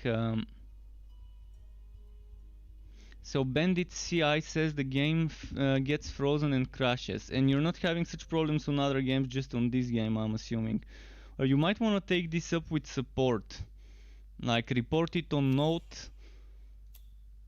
Report it on Note. If you see it already reported, maybe upvote it and comment under it, so that the devs know it's not a single person that's getting the problem, but multiple people. It could be a problem on Extra's part, it could be a problem on Microsoft's part, it could be so many things when it's a different platform than Steam. It could be server related, it could be platform related, it could be engine related, it could be something not being optimized well. I can only guess.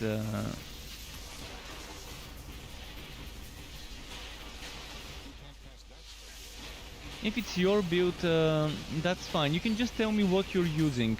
You can tell me what level skills. Or by the way, don't tell me levels, tell me tier. Like, you can tell me tier 3 targeted strikes, tier 2 reload, tier 3 reload, etc. Because if you tell me the level, it doesn't tell me much regarding how many bonus points you've got in the skill. So you can tell me the skills and I can tell you some feedback about the build. And give you my thoughts. So you can just use T like tier, like tango, and then number 1, 2, 3, and then the skill. And by writing it that way, I can definitely tell you what I think about the build. I'm gonna guess you have the extra skill points, which I'm trying to get myself. I'm probably gonna go back to practice. Ever since I started playing in co-op, I haven't gotten a single legendary drop.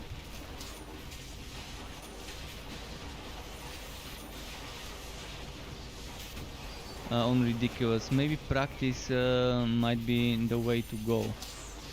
See, I'm doing meta maps. I'm doing the best rewarding maps, uniques with gear work. And it's just not happening. And I don't have much time. I'm ending my stream in 2 hours. Because it's 8:30 in the evening now. And I'm gonna end it at 10:30. And it's kind of shitty to do it that way, and I know most people who watch me are from the US, and by the time I end my stream, it's too early for them, but it's gonna have to be like that probably until December or whatever.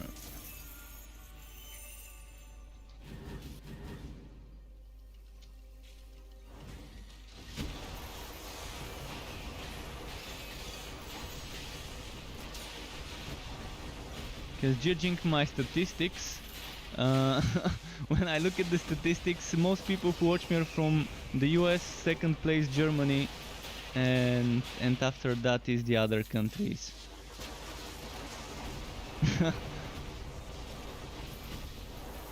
But yeah, I will still play after I finish my stream today. I will still play for another, but I'm gonna have to go and get my dinner, so I'm probably gonna make 30 minutes break after 2 hours. After 2 hours I'm probably gonna make 30-minute break and then keep farming and hopefully get the items I need today.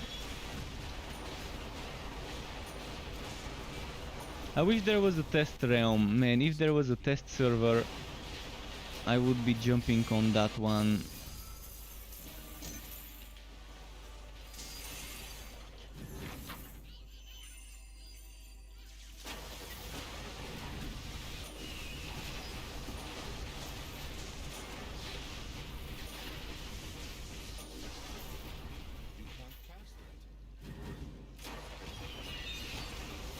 Let's see.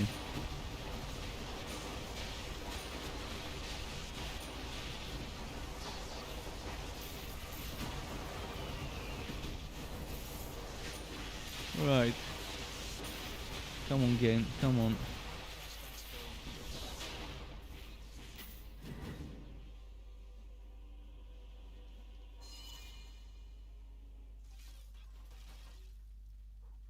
Where I'm from Bulgaria, southeastern Europe, to those who may not know where this is.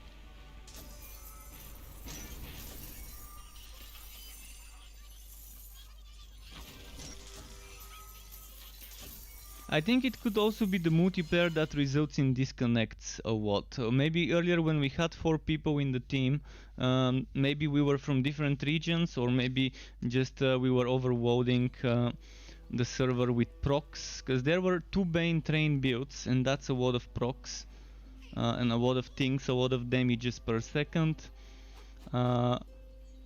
And we have a disc mage and a sharpshooter. My sharpshooter is also all about procs, and I'm thinking the disc mage is an electrode disc mage from what I'm seeing. So that's a lot of procking. Maybe we're breaking the server, that's why we got disconnected earlier. Let's open some bags. Maybe I can get lucky from the bags. Come on, come on.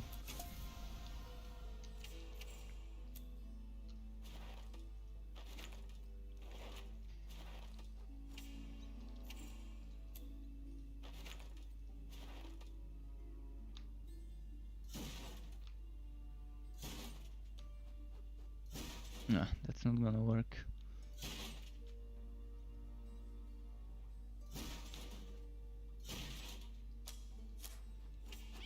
Looking for some nice hardcore RPG like Path of Exile. Oh, this is not like Path of Exile. If you're looking for something like Path of Exile, that's not the game for you. I mean, you can play it on hardcore difficulty, but it's so different from Path of Exile, it's like comparing milk and coffee. And saying that the only thing they have in common is that they're drinks and that they're non-alcoholic. And that's about it.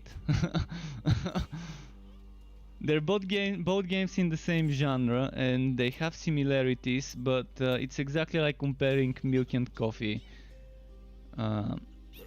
They're just too different.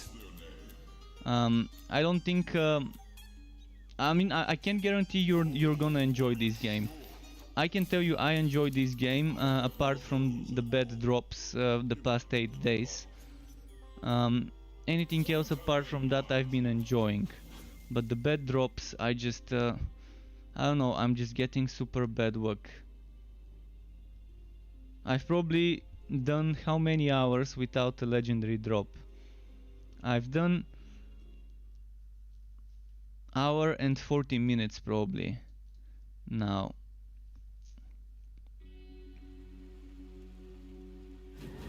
And I can't get the item I want if it's not dropping any items at all.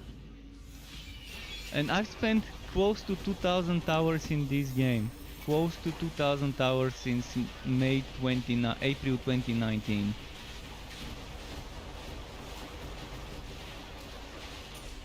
So when I get disappointed by this game, it hurts.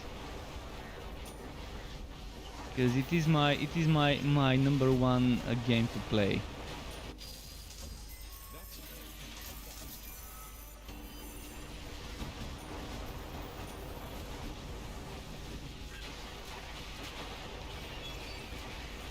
Come on.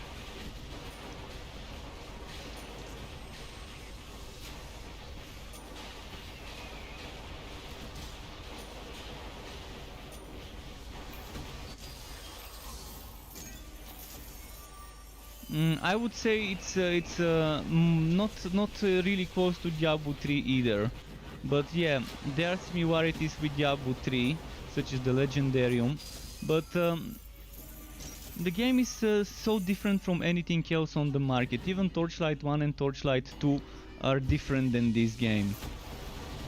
And that's actually a good thing for me, because a lot of the things that are different from the other games I like.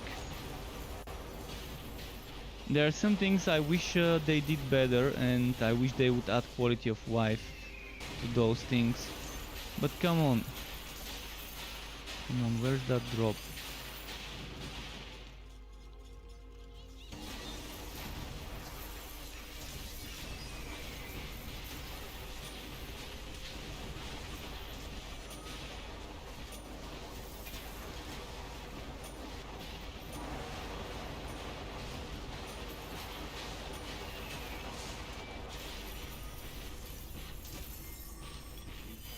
I'm not sure why. See, he got Celestial Boots. Grats. Celestial Boots is super important Without Celestial Boots you don't get good mana regen, and the mana infused on the Celestial Boots is important for builds, especially if it's an Electrode build that's spamming skills, such as spamming Absolver, spamming Unholy Bolt, spamming Holy Bolt, spamming Radiant Blast.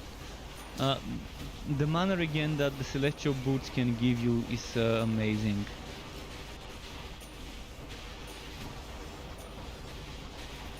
And you know, the casting speed you get on Electrode builds drains your mana like crazy, so those boots are the one of the few ways to deal with that mana problem, other than cost reduction of course and mana regen fixes.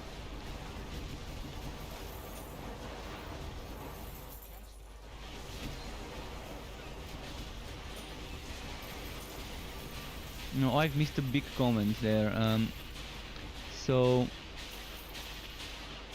someone says their friend traveled to Bulgaria, Romania and Ukraine and Russia last year. He said it was a pretty nice... which one was pretty nice country? In Bulgaria or all of them? And Ewolf wrote his skills. Tier 3 Goblin Legion, Tier 1 Sacrifice to Goose, Tier 2 Shasta. So far so good. Tier 3 goes Visage. Okay, why that? Why Tier 3 goes Visage? For leaving behind the Spectre and taunting the enemies.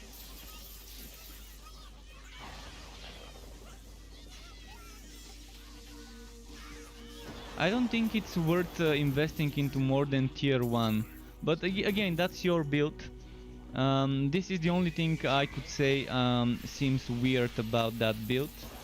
For the taunt, yeah, but you have Shasta to taunt. I guess more taunting never hurts, but 6 more points just to get that taunt, or is that 7 more points? 7 more points just to get the taunt. I'm not sure if it's worth 7 points. Then you've got Tier 2 Scatter Shot. Tier 2... Wait, are you doing a basic attack build? Tier 2 Scatter Shot only makes sense if you're doing ranged basic attacks. Tier 3 Targeted Strikes. Tier 1 Poison Nova. Tier 3 Miasma. Tier 3 Arachnid Assault. Tier 1 Poison Nova. Level 5 8 Legged Allies. Puppet Master. Staffing Up. Oh, you're doing a basic attack build with Staffing Up. So I'm assuming you're using a bow. For basic attacks. I would max out Spread of Death and avoid all the taunting, but it's not bad. I mean, it's still nice to have that taunting. It's an interesting build, definitely an interesting build, and with Staffing Up you get a lot of minions. But I would consider, instead of Targeted Strikes, using Explosive Arrow for that basic attack synergy. If you have spare skill points, respec and test it and let me know what you think. Targeted Strikes is definitely super OP damage. But if you want the basic attack synergy, you can try this. The next 3 basic attacks, ranged basic attacks, explode for 50% weapon damage. It's not something amazing because it's just an AoE explosion and it's only 50% weapon damage. Ikenas FR, thank you very much, bonjour to you. I'm assuming you're from France with the FR. Welcome to my channel, to the Struck Club.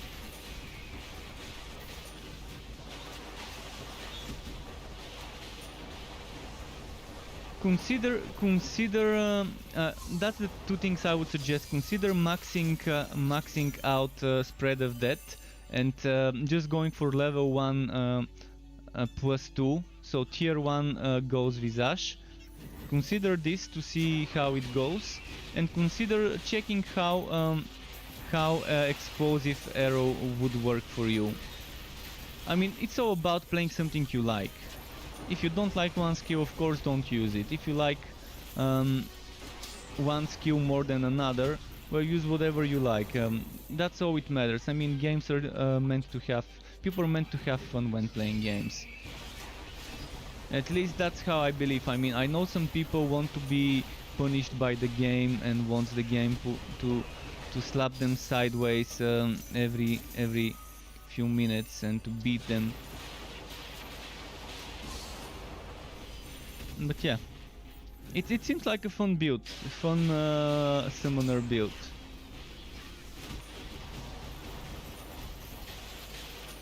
I'm assuming you're using Rifle of Leadership and Bone Razor and Bone Walker with that build. And Austrian Zombie is from Austria. And greetings to you from from my country.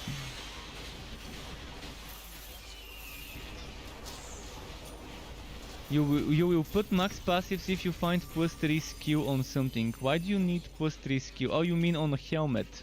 Keep in mind, if you get the Musketeer helmet and the Musketeer chest, you get +2 levels on every skill. On both skill trees. On every skill, not relic skill, class skill. So you can get +2 adventurer and +2 precision if you're wearing the gauntlets, for example. The helmet and the ropes.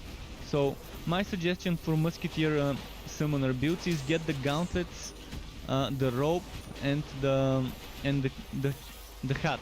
You might even slot in the legendarium the rope and wear something like shoulders or something else like whatever. But as long as you have the gauntlets and the hat equipped, and swat the chest and get one more Musketeer item if the legendarium allows it. Right now, for example, I can't afford this. I need to wear the chest equipped instead of in the legendarium because I don't have enough room. I can't sacrifice either of those three things. This one I need, this one I need, and this one I need. But since you're not using infectious shooter, you can squeeze the robes there, unless you are using the infectious shooter. And I'm from Bulgaria, Austrian Zombie, southeastern Europe, where the Black Sea is. My neighbor countries are Turkey, Romania, Macedonia, Serbia, and Greece. Those are the countries, my countries in between.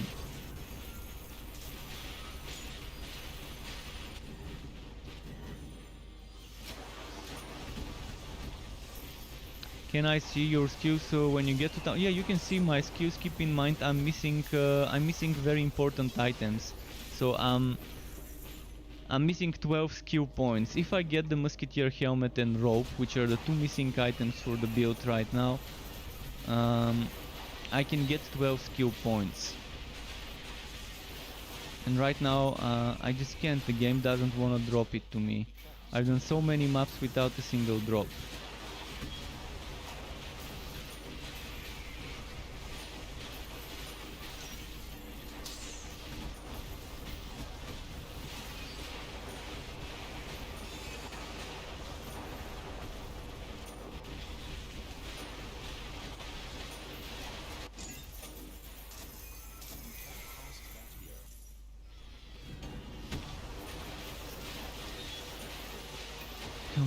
Come on.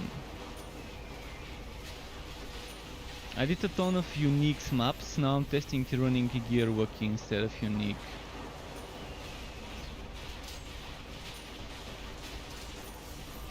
Will you update your build on YouTube when you get them? Yes, I will make a new build.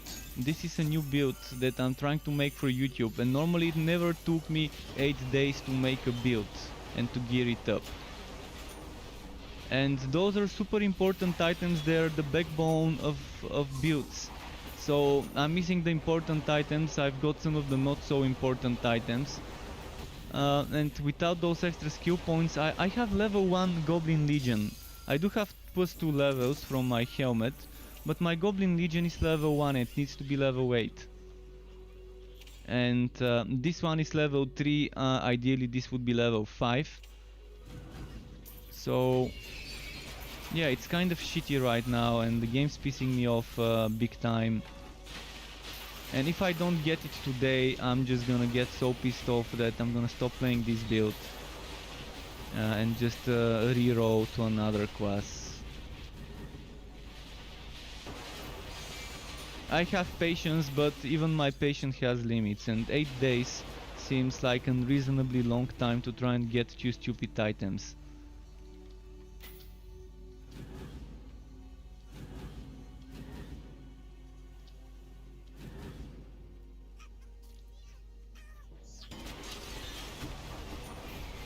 I mean, normally when I was leveling before the wipe, before 1.0, those items I would probably get before I even reach level 60. And I would use like level 40-30 items in my builds, in my videos. Having shitty defense, but at least having those extra skill points. And I wouldn't mind that being the case. If I had a low level version of those items, I would actually have used it. But that's the thing, I don't.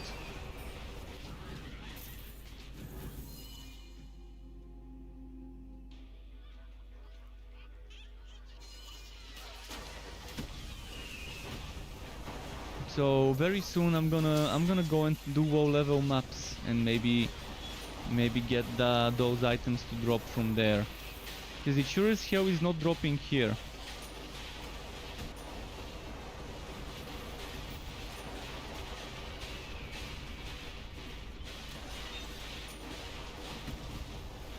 In the stupid Fuzzier dungeon.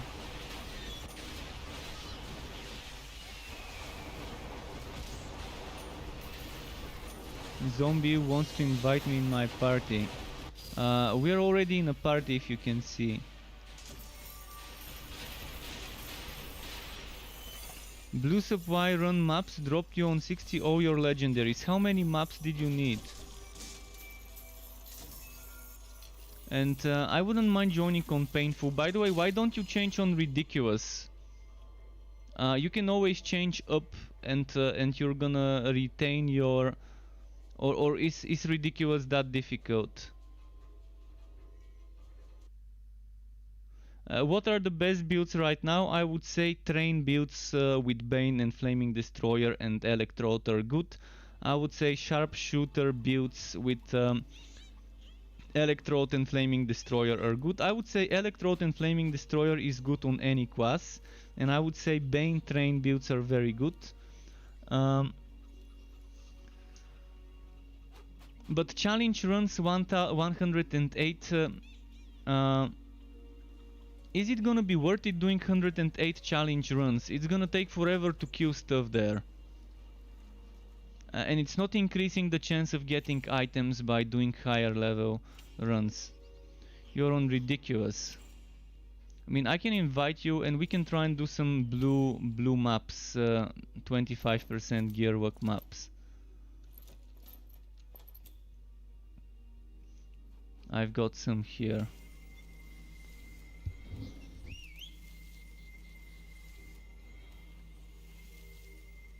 But yeah, this is I don't know. It's so discouraging.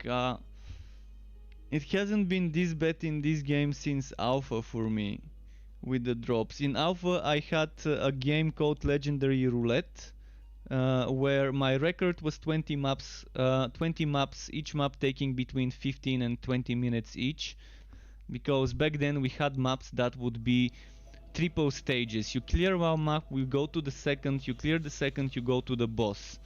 We had triple stage map works portals back then. And my record was 20 before I get the drop. And Legendary Roulette was like this. I would play one hero, like Dusk Mage, until in Act 1, until I get a Legendary. Then I would switch to Act 2. Because you could select what act your map works portals were. So I would be running Act 1 map works portals until I get a Legendary. Then I would switch to Act 2. Then I would get a Legendary on Act 2, and then I would switch heroes to Forged or to a Rail Master, because we didn't have Sharpshooter back then. I would do the exact same thing, and my record was 20 maps back then, without a single drop. 20 maps on average that was 15 to 20 minutes per map. Because again, some map works were a map, like you clear one zone of enemies, you clear a second zone of enemies, and then the third zone was the boss. There used to be those ones that were a little bit longer. So it hasn't been this bad since then.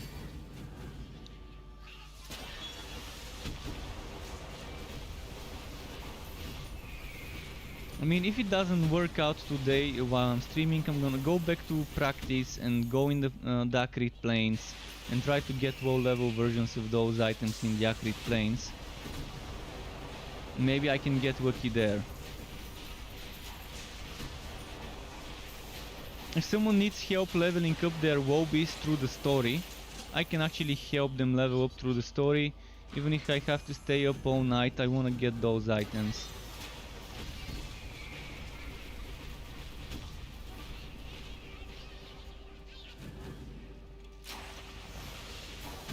I just can't wait anymore.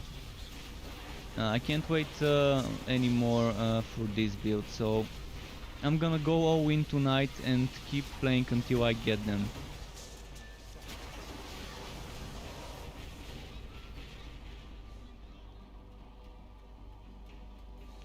Yeah, they kind of nerfed everything, but they improved it. They improved some things. I'm actually surprised it took them this long to remove to nerf the infamous uniques farming of fame and getting legendaries from contracts. I admit it was super silly and overpowered getting so many legendaries from fame. It was boringly silly, but it made sense to be that way until they fix other sources of getting stuff.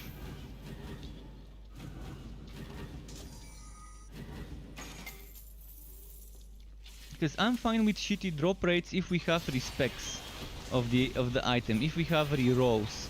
So you get a shitty drop legendary with the worst possible affixes, with health regeneration, gold work and maybe gear work, things that you may not want. And you're fine, you can reroll it. You can reroll it if you had a system that allows you to. But now that you don't have a system, you probably need 100 drops of the same legendary item before you find something that's worth keeping. Something that's not giving you potion work, gold work, gear work, health regeneration, or chance to do something that you don't need. Like some builds don't want chance to knock back, some builds don't want chance to slow stun, etc.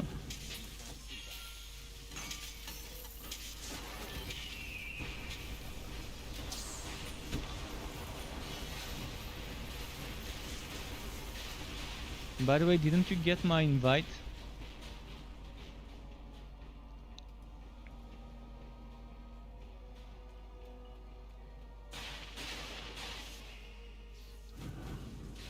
Arc bonus, yeah, I don't even have arc bonus, and again, gear work caps at 100. You can't get more than 100 gear work. 100 is the limit, so if you get 50 from a gear worky map, and if you get 20 from ridiculous, and 15 by having someone in your team, you're already at 85. And if you donate to someone's tree of work, you already cap yourself at 100 when you're playing in a team. Because I think a blue item at level 60 to the tree of work, if the tree of work is maxed out, gives you 16%, if I'm not mistaken.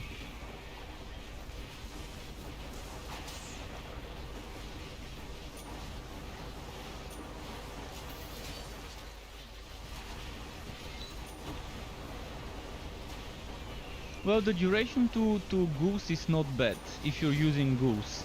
If you're not using Goose and if you're not using basic attacks, that might be pretty shitty. I'm not sure how the tree of work bonuses go up. I think the higher the level the tree, the better the bonus, and I think it's 16% for a blue item for level 5-3. I don't know, my tree is very low. I actually don't like level 5-3. I wish I could walk it to never go over level 4 visually.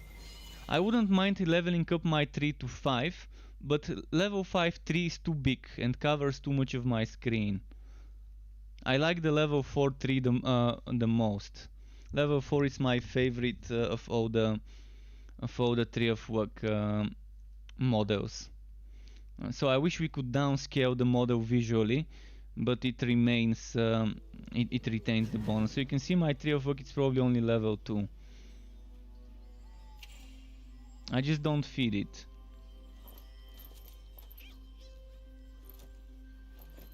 But even if I donate, I'm not gonna get the bonus myself.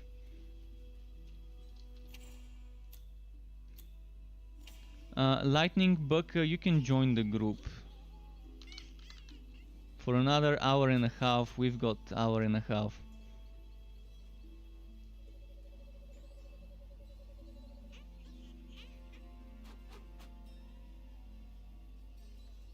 Wait, we can put the Tree of Work on the wall? Is that something new? Because I remember we couldn't put it on the wall before.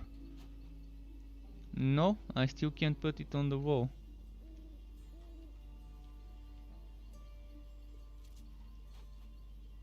And thank you Firefox Grinds for the follow.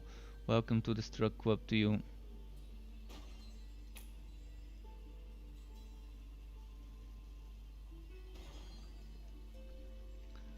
And thank you for Felipe Mauk as well for the follow. Welcome to you as well. The max group size is 4 people, and yeah, if Austrian Zombie is joining, we can get one more person.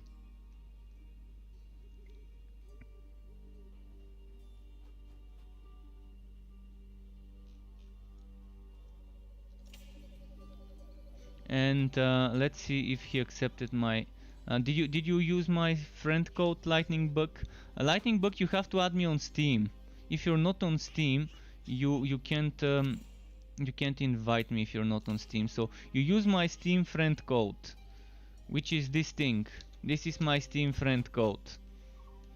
You use it and put it on the Steam add friend button or whatever it's called. You know, you go to friends on Steam. To the friends list, and at the top there is this human person with plus sign on it. You can give me your code and I can add you if you want, or you can even use my link. This link is one time only, so if you use it, if someone else uses it before you, it's gonna be gone. You can use the link as well though, it works. But yeah, once you send the request, let me know and I can accept it and invite you. Let's see. Let's do another blue map, see how that goes.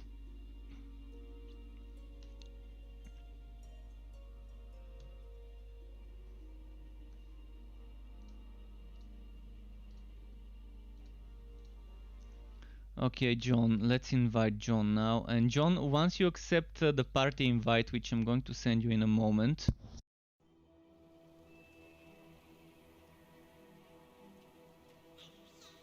Wait, actually, who is John and who is Woastic? Which one of you is Lightning Bug? Lightning Bug, 2 people added me. I need to know which one of them is you. Is it John or is it Woastic? Oh, am I seeing Explosive Arrow? Nice. I love Explosive Arrow.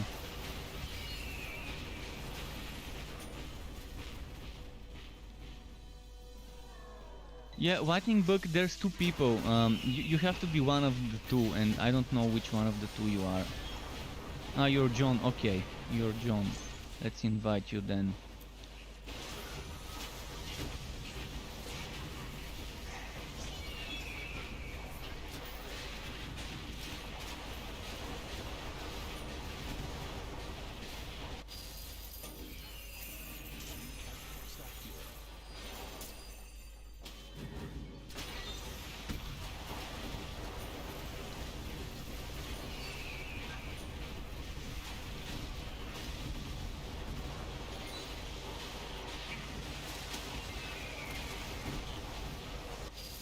You got a legendary bow, nice. I'm telling you, whenever I play in a team, I'm the only one that's not getting drops. Maybe it's because it's my fort, maybe, I don't know. If players struck, fuck his drop rates into oblivion. And if an item drops, the item being a repeat, like this one, another repeat. I would have been super happy to get this one 4 days ago. 4 days ago I would have been so happy to get this item. At least it's dropped, at least it's an improvement. It's my first drop for a long time. And it's socketed, so I might consider using it as a weapon and equipping it. It's not gonna be as great as my current weapon because it's a legendary and I can't life bind it. Very bad thing not being able to life bind legendary anymore. I used to love being able to life bind my legendary items and lose them.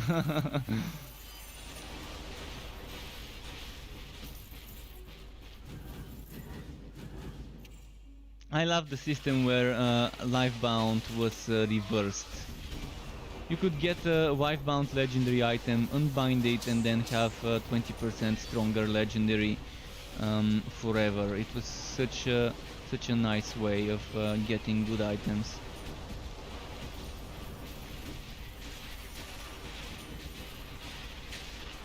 It's the first time you see the Goblin Legion. Keep in mind it's not all goblins, and I'm not sure why I've got the Goblin Brute. I shouldn't have the Goblin Brute. Oh, it's John. John has the Goblin Brute. So we've got 2 times Goblin Legion. My Goblin Legion is only level 3. It's 1+2. Because I'm missing the extra skill points. And yeah, you can play with low level people. It's definitely fine. There is no real boosting, but you can still boost people. Because if you go with a high level enemy, a high level player, and a low level player in the high level zone, the low level player will get a little bit extra XP, like 20-25% extra XP, if the enemies are 4 levels or higher than the lobby. So let's say you're level 20 and you're fighting level 25 enemies, you're gonna be getting a little bit extra XP compared to when fighting level 21 enemies. So it's not much, but it's better. And let's say you have the level 60 in the level 20 zone with the level 20. The level 60 would be destroying stuff, because level 60 would have more skill points than a person is supposed to have. Oh, what happened? Okay, Zombie, you're my lucky charm. I want you with me when I'm farming every time. Not sure if it's Zombie or John, but one of you two guys gave me good luck drop rates. One of you two guys is my lucky charm. So yeah, Wolastic. For example, if you're level 20 and you have a level 60 with you, the level 60 would have more skill points than a level 20 is supposed to have in that zone.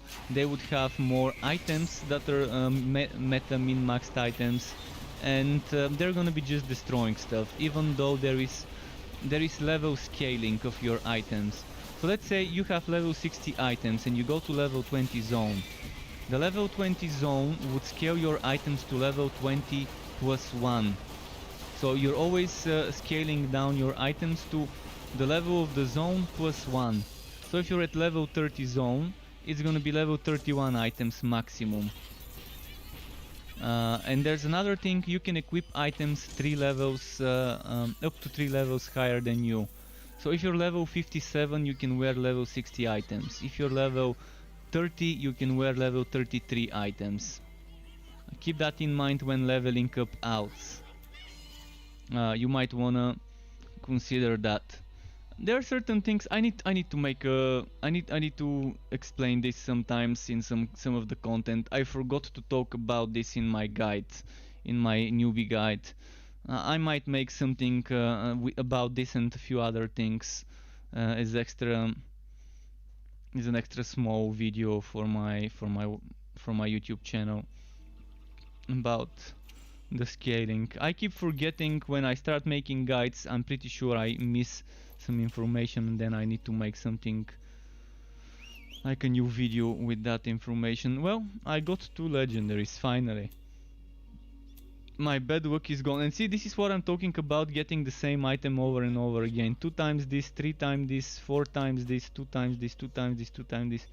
And the infectious shooter I've gotten 2 times as well now, officially. So the rifle of leadership I've actually gotten 3 times as well. The other rifle is here. Let's actually put it together.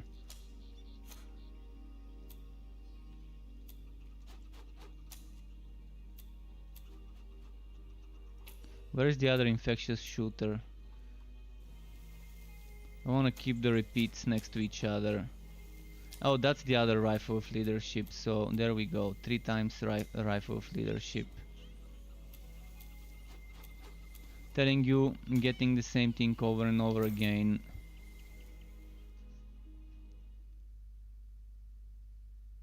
You're watching my guides. Thank you very much. Thanks everyone who is watching me stream and who is watching my guides. It means a lot to me. And just you watching my guides helps me earn money and be able to support myself and make more guides and pay for the web hosting. So thank you very much for this.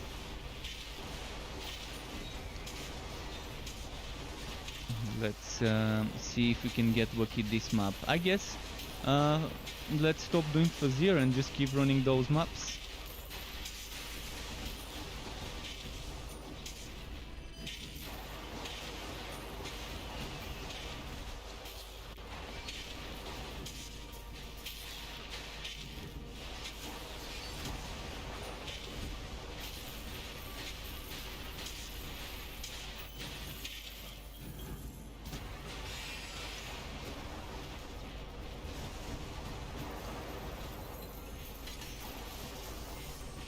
But yeah, you saw what I'm talking about when I'm saying it keeps giving me the same items over and over again as repeats instead of giving me stuff I don't have.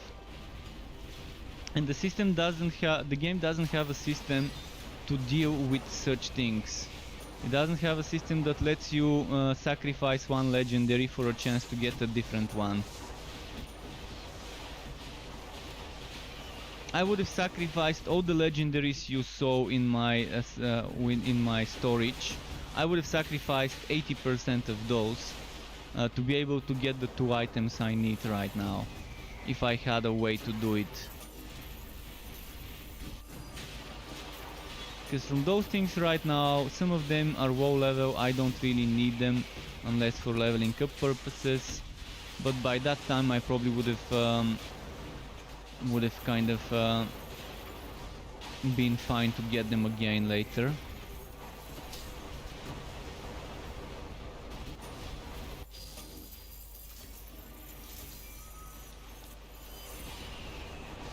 Oh, someone just got 2 items of the same type.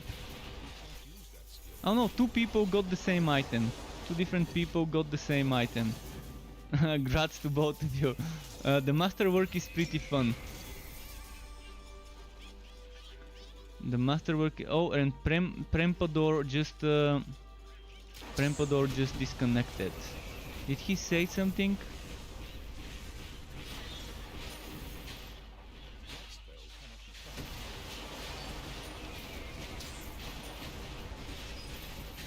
But earlier what I was about to say is the Goblin Legion is very fun when you stack it with the skeletons from the Bone Razor Bone Blocker. And with the new Greatsword that's coming as an active skill, where you can summon 9 more skeletons, you can have a nice minion army. So Prempador didn't say anything regarding disconnecting. I'm gonna wait to see if he's gonna PM for a reinvite or whether he's in the game at all. Sometimes it disconnects people, it kicks people. But yeah, if you're watching You crashed, okay. You crashed. It happens.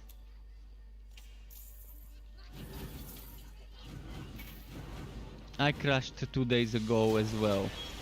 So in 8 days I've crashed once, like a proper crash with the sent crash report to the Unreal Engine kind of crash report thingy. Okay, I can't enter this. I need to zoom in. Unifex, thank you very much for following me on Twitch. Welcome to the Struck Club. Appreciate the follow.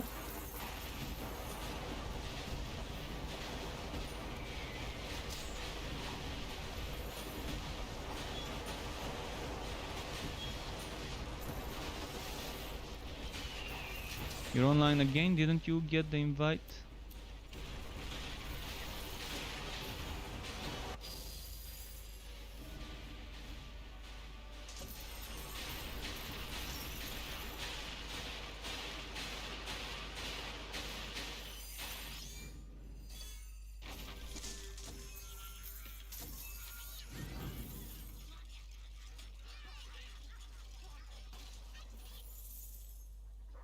Oh, he's got two. He's got two of the goblins, of the brutes. Nice.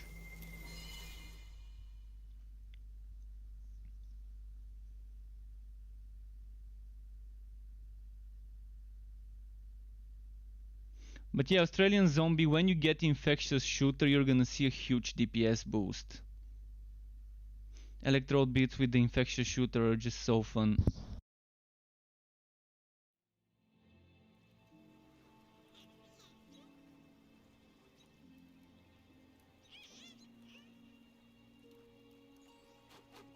I need to stop this raffle. It ended yesterday. I forgot to remove it from my bots. Sorry for that. Okay, timers disable. Okay, the raffle is disabled on YouTube as a timer, and timers raffle disabled on Twitch. There we go. Yeah, I forgot to remove it. The raffle was yesterday. Two of the winners have still not contacted me to confirm they've received their key. I emailed the email addresses they used to register on Gleam. So if you're one of the people who won, and if you see your name on the page of the winners, either contact me or message me, do whatever, just to confirm that you've received my email with the winning keys. One of the people who won contacted me today and wrote on the stream chat.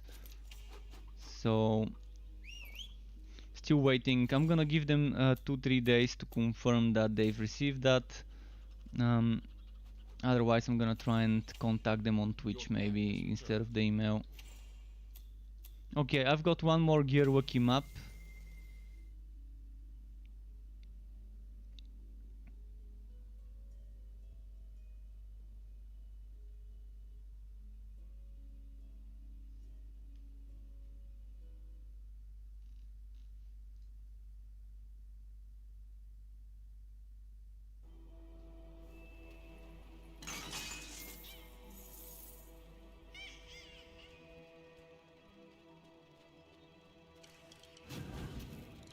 No wood from the chest. I've actually seen this bug before. I thought it was fixed. Maybe it's made a comeback as a bug.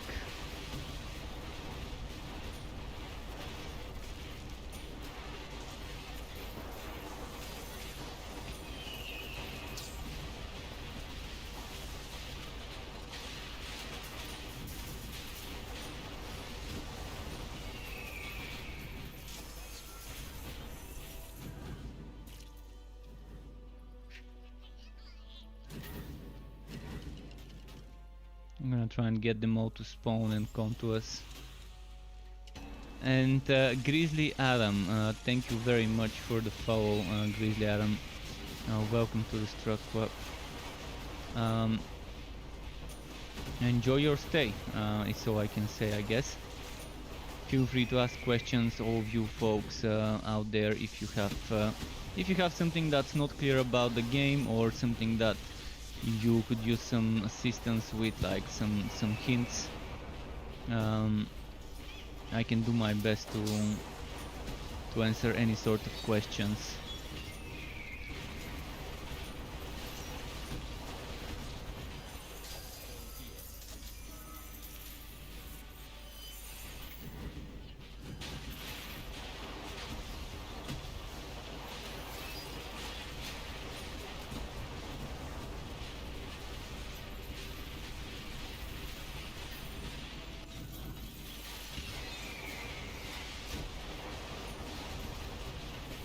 Come on, come on.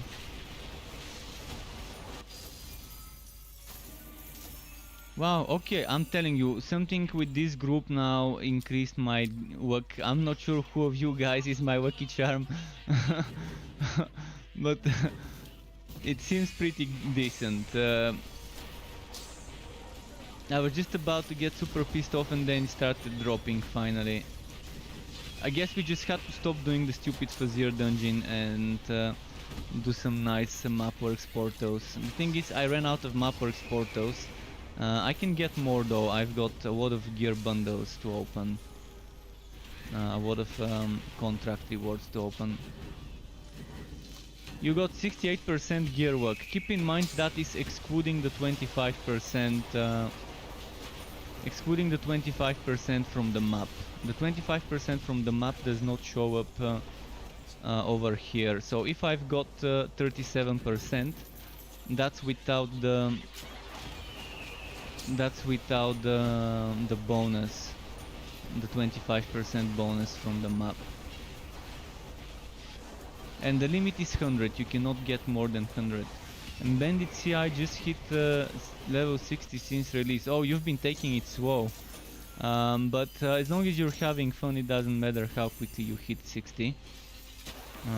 And grats on hitting 60. Now start grinding for 60 gear.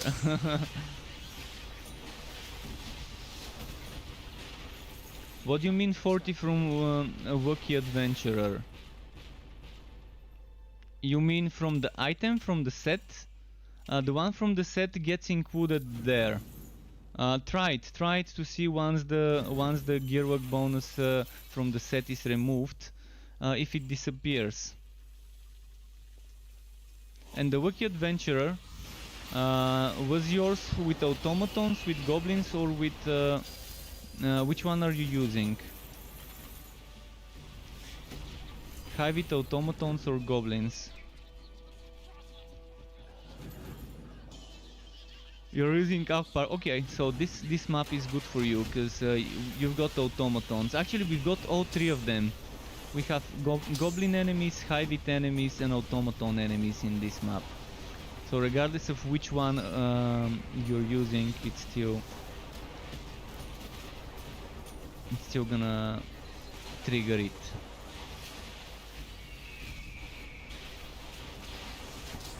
Yeah, Vultura and automatons, and we've got automatons here.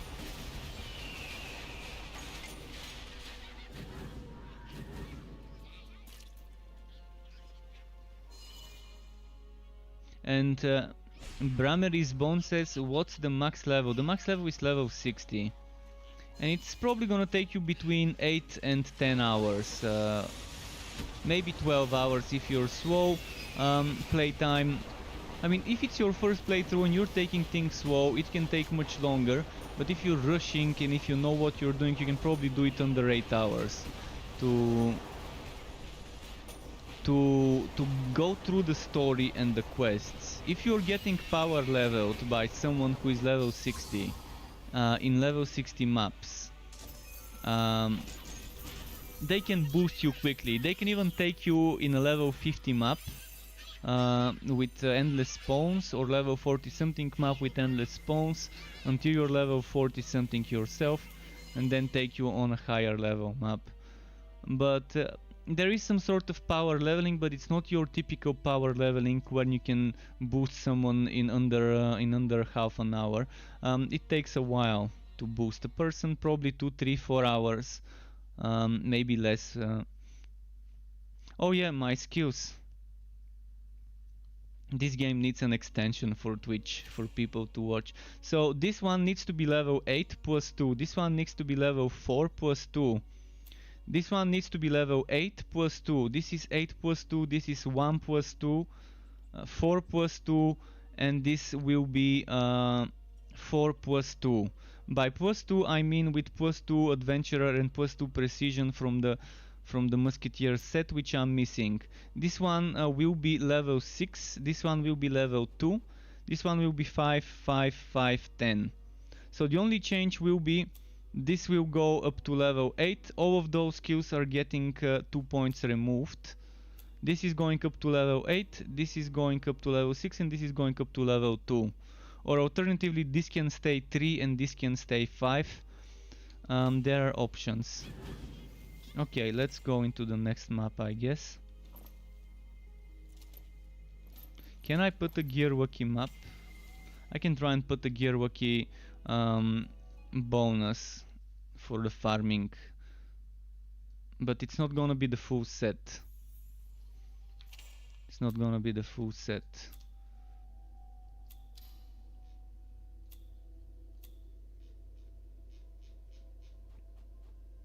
We don't have Hyvit in this map, and I don't have the other ones. Well, no more Gearwalkie. Is this game better than Chaos Bane? In my opinion it is, because Chaos Bane kind of seems like an abandoned game, PC wise. They're gonna be releasing Slayer Edition on Xbox Series X and Series S, and probably on PlayStation 5. So the developers of Chaos Bane decided to focus on the new generation of consoles, and they seem to, I'm not sure, I mean they're adding a new class, they're adding a Witch Hunter on November 19th, which actually is the same release date as Cyberpunk 2077. Very bad date that they've chosen for releasing on the Xbox store the new Chaos Bane edition. But yeah, Chaos Bane, the developers are very bad when it comes to communicating, and they're very slow with developing the game because it's probably a very small team. I won't be surprised if the team is less than 20 people right now, if they probably are smaller than they used to be before. Chaos Bane is okay game, but it's pretty dead. If you wanna expect doing co-op, Chaos Bane is very hard to do co-op if you don't have friends to do co-op with. If you want to do random matchmaking, Chaos Bane is not a good choice. Torchlight 3 right now has a lot of people playing it, like 3,000 people peaks today, 3,600 people peak today. So even if you can't find people in global chat, even if there's people playing the game offline on Steam, that's just Steam numbers. There's a lot of people playing it on Xbox and PlayStation probably. I'm just giving you the Steam numbers. But there's Discord. You can find people to play on Discord, or you can go, you can ask people in my chat if they want to group up if we're full.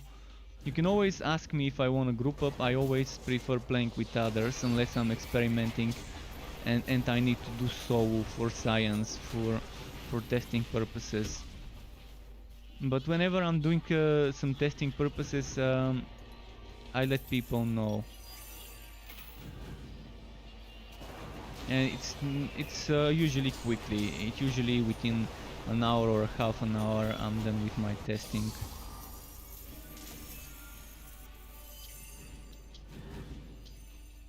But yeah, I think this game is, in my opinion, the better game to invest if you're considering decent Chaos Bane. Maybe wait for Chaos Bane to see whether they're gonna add on Steam the what's its name, the Slayer, the Slayer edition, whether they're gonna add the Witch Hunter, and whether the Witch Hunter would be a free DLC, a paid content DLC. I mean, I wouldn't mind going to Chaos Bane just to test the new hero and just to make one build for each set, to make 4 new builds and to see if they improve the end game, because Invasions really needed improvement. And And the Tower of Chaos also needed improvements. It seemed very unrewarding compared to the improved Relic Hunt. The improved Relic Hunt was kind of, I don't know, the improved Relic Hunt was the best thing to do for gear. And yeah, if you compare the improved Relic Hunt to Tower of Chaos, you would see the huge difference. Inferno token. It's not bad. It's a decent one. I've got the clockwork, but no cooldown or attack speed.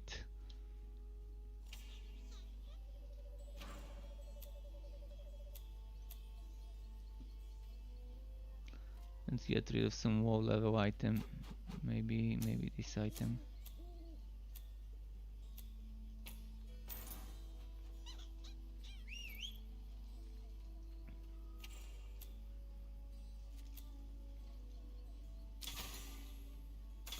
But yeah, come on game, drop me the stupid musketeer chest and helmet. I know you want to.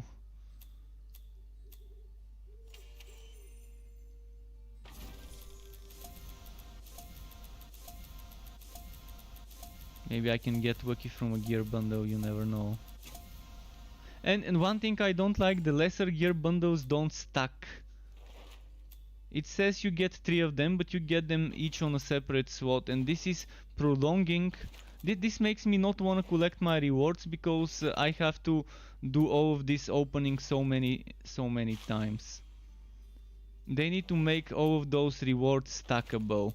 So the legendary essence bundle needs to stack, the blue essence bundle needs to stack, the legendary resource, the blue resource, the blue gear bundle, the green gear bundle, all of those need to stack to 20 or 25. Never enough grudges, welcome back. Tsenesh, also welcome back to you. Tsenesh says, hey there, I have been having trouble with revolt resetting my rat. Yeah, it doesn't reset, it only works on Goblin Legion and Shasta right now. It's a known bug, it's been like that for 5 months and it still hasn't been fixed. I have an issue on Note reported for this, so wouldn't mind upvoting my Note issue, my Note ticket. Let's let the developers know that we want this fixed. Because this would be OP. I mean, not OP. It's gonna be good. I don't. When I say OP, for some things, I don't mean it needs a nerf kind of OP. I mean it's good. I wanna use it kind of OP. So it's gonna be amazing. You use the rat bow, this thing, and then you use revolt, and then use it again, and then use revolt again, and then use the bows again. But right now it doesn't work, and it's a bit sad. It's a sad story when it comes to revolt and not resetting all cooldowns. So right now the only 2 cooldowns I think it resets are Goblin Legion and Royal Shasta. It doesn't reset Goose. You can see I'm using Goose. I'm gonna use revolt. Goose remained. I haven't tested Rizzy and PP. You can try testing Rizzy and PP and tell me whether it resets their cooldown, but I think it doesn't.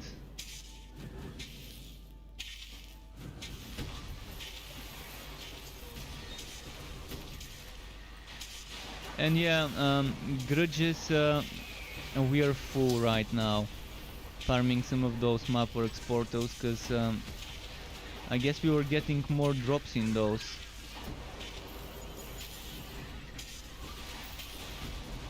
I personally got items after so many maps in the Vizier dungeon without drops, doing uniques or uniques gear waki or gear waki, and those 25% portals have been a better experience. I'm actually fine to get a level 1. I would fucking wear it. If I get level 1 musketeer hat and level 1 musketeer chest, I would equip this thing. I would be rocking it like there's no tomorrow. Level 1 legendary items. This is how much I want those. So I wouldn't mind going to Wobby Zone if I know I would get it easily there, and I might as well do it later today. For now, while we are streaming, I would do that. I actually got 1 more hour of streaming and then I need to go and finish eating my pizza. So we've got 1 more hour of streaming, then it's dinner time for me before it's too late and before my pizza goes bad. But I will be back after that. I will stay AFK for like half an hour to maybe watch some episode of something. Then I will be back to grinding. And I wouldn't mind grinding with whoever is online. So 1 more hour of streaming. If I get lucky before that, perfect. If I get lucky before that, I can make the build video tomorrow. If not, I'm gonna think of some other content. I've got ideas for 1 or 2 more videos I wanna make about this game, as short guides, short hints and things that people might want to know.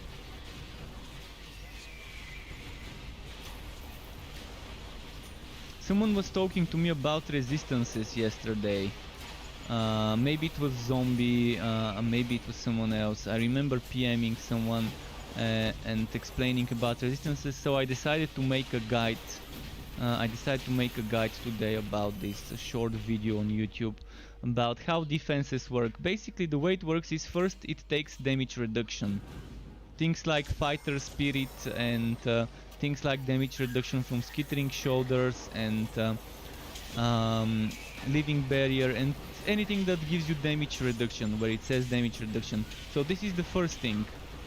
After this, then it starts consuming the defenses and removing some of the damage you would receive based on your defense, the resistance that the defense gives you. And since the physical resistance, the physical defense gets added to your elemental, so if you have 60,000 physical and you get another 20,000 fire, you're gonna have a total of 80,000 fire. So you're gonna see here I've got 24,000 physical, and this 45 electric and 57 fire is with the 24,450 physical included. And I like how it works. I like how you can stack physical resistance and know that you have resistances against every element with the physical. Because even though it doesn't show me I've got poison resistance, this 24 is my current poison, because I don't have any other poison.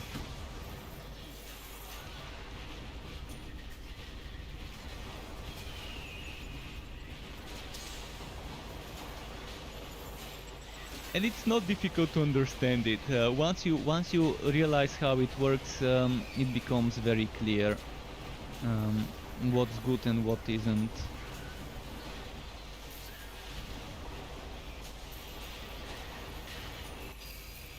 Damage reduction is super amazing as a stat.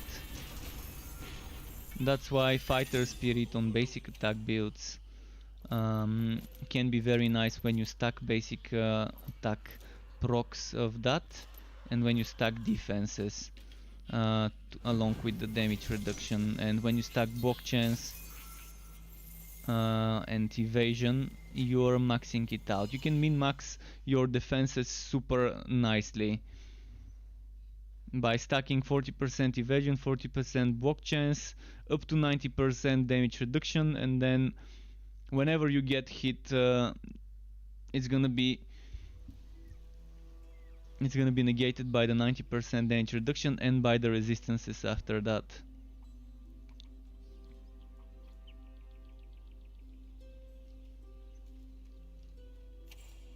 But I could be wrong. I could be wrong about how all this defense and stuff works, but I don't think I am. I need to ask to make sure, but it seems pretty clear the way it is with damage reduction and defense.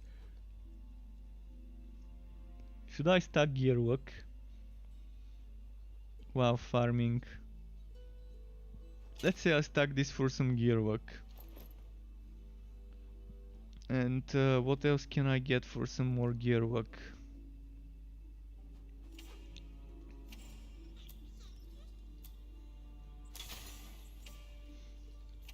I've got a map I can use here.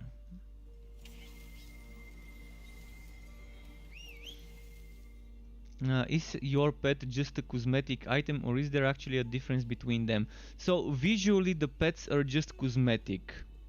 And we're getting new pets. I made a video today about this as well. About certain things that are coming. See, those are new pets. You can see a new drakeling and a new cat and a new dog. So this is coming next week or the week after. I can't tell you exactly when for sure, but it's coming within the next 2 weeks with the next bigger update, along with some spooky Halloween themed fort decorations and props such as coffins, tombstones, cemetery walls, cemetery gates and things like that.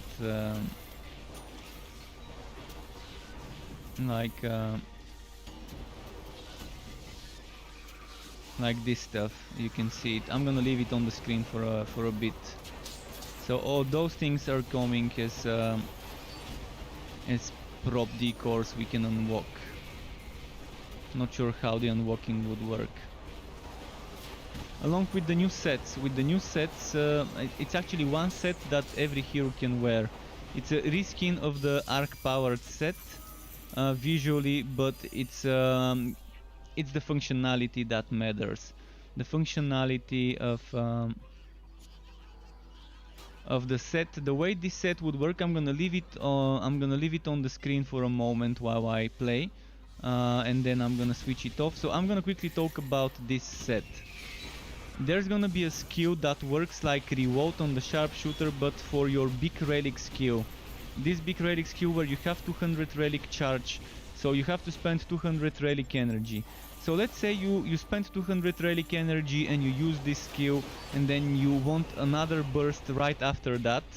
Then you use this new skill, which will be an active skill. You can put in your skill bar from one of those items, and then you use it and it fills up. It's like an energy battery.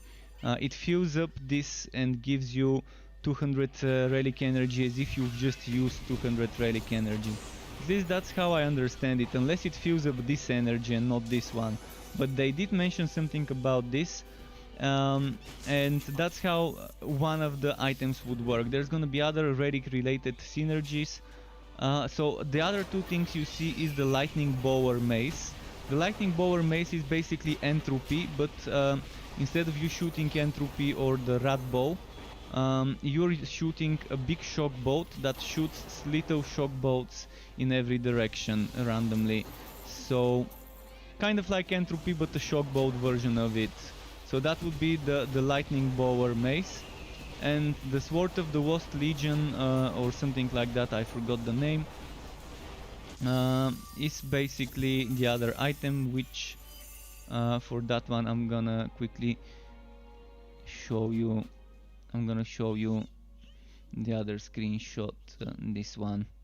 Sword of the Lost Legion lets you summon up to 9 skeletons. I think it could be 10, but I think it's 9 for 20 seconds with a 60-second cooldown.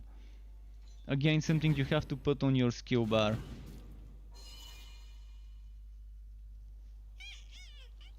You can't cast that spell here. So, interesting items. Definitely interesting items. I'm not sure whether this lightning bower would be something you put in your skill bar. I'm assuming you put it in your skill bar.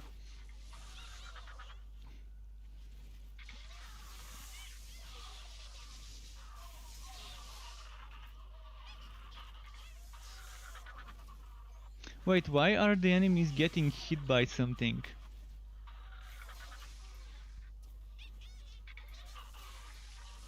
See, those are getting hit randomly by something. Is it my pet? Is it... What could be hitting them? And it's triggering shock bolts and stuff? What? There is some sort of AoE around me that is hitting enemies.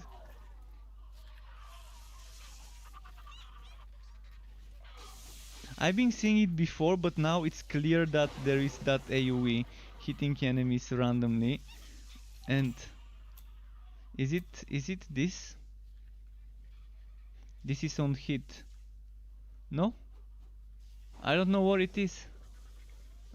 Calvin Asleep says, "Hey Struck, I was following your old early release guide. Any notable updates since live? I've got 22 builds that you can play in the current version of the game. 22 builds. If your skill bar on the build is this big, that means it's after the relic subclass update. Keep in mind the video has some notable updates, but my screenshots on my website have been updated to match those notable changes. The two notable changes is we now have 70 skill points at level 60, not 60 skill points. This is change number 1, and my screenshots would reflect how to spend the extra skill points. In some cases I have removed points from certain skills because those skills got nerfed. For example, every relic used to have a passive that gave you 25 or 50% elemental damage. This has been removed, the elemental damage, so they've added different procs. Some skills are still good, others are terrible, and I no longer use them in the builds. So in some cases you would see if the skill set 5 points and now it says 0, that means you have to put it at 0 instead of 5 as it says.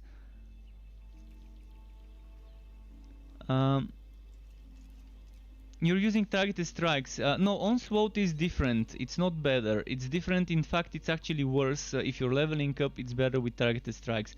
Keep in mind, this is a summoner build. This build is with Goblin Legion instead of Lightning Barrier. And Grizzly Adam, thank you very much for the Prime sub. Right in the feels is where it struck. I really appreciate that support. So let me check if I've missed any more comments. My pet does 3 hit, but my pet was not within the range to attack those enemies, which is very weird. It's very weird, but yeah, thank you Gruntled Worker as well. Does anyone have a portal, by the way, to use, or should I collect mine? I've got a bonus gold work, but I guess we're using the gear work. So what was I checking? Some comments I've missed. And Calvin Asleep, thank you as well for the follow. Welcome folks into the Struck Club. And Mezamure was asking about a meta build. A meta build I would consider something that can do up to level 251. I can tell you Train Bane Realm Master builds have been confirmed to have completed all stages. And I can tell you that Forged melee build with the Flaming Destroyer, with probably spending most of the points in Flaming Destroyer and only Vortex Bomb and Sonic Projection and Sonic Pulse into the active skills has been done on Hardcore Ridiculous. I can't tell you whether that's the actual build the person used, because I don't know the person, but he said he was... people said that they were using Flaming Destroyer and only the defenses from Forged. Rindhorn, thank you very much for subscribing to my YouTube channel if you're watching. So if they're using only the defense from Forged, I'm assuming Vortex Bomb, and I'm assuming Power Projection. That would mean they probably had a basic attack build where they're using basic attacks to proc the energy generation with a great sword. So most likely they had a great sword equipped, so they can proc that energy passive with the shockwaves of the Flaming Destroyer. But even if they weren't doing that, with Energizer and with energy generation from gear, they could have gotten enough. And if you add Blazing Pillar, if you add Magma Burst, if you add Ignition Source and Firestorm and Energizer and Quoke of Flames maybe for right before bursting, and Summoning Smash. I mean, if he spent, let's say he spent 8 points in Vortex Bomb, and maybe he spent 6 points or 4 points or 8 points into power projection, and maybe he spent 1 or 4 or 8 points into Sonic Pulse. So that's probably around 50 points the person could have had for the Flaming Destroyer. But I would say any class can have a very good meta build with the Electrode. See, this person in my team that is called Zombie with Stocky, he has reached level 109 on Painful with a build similar to my Electrified Sharpshooter. I'm not saying he's using the same build, but it's using something similar.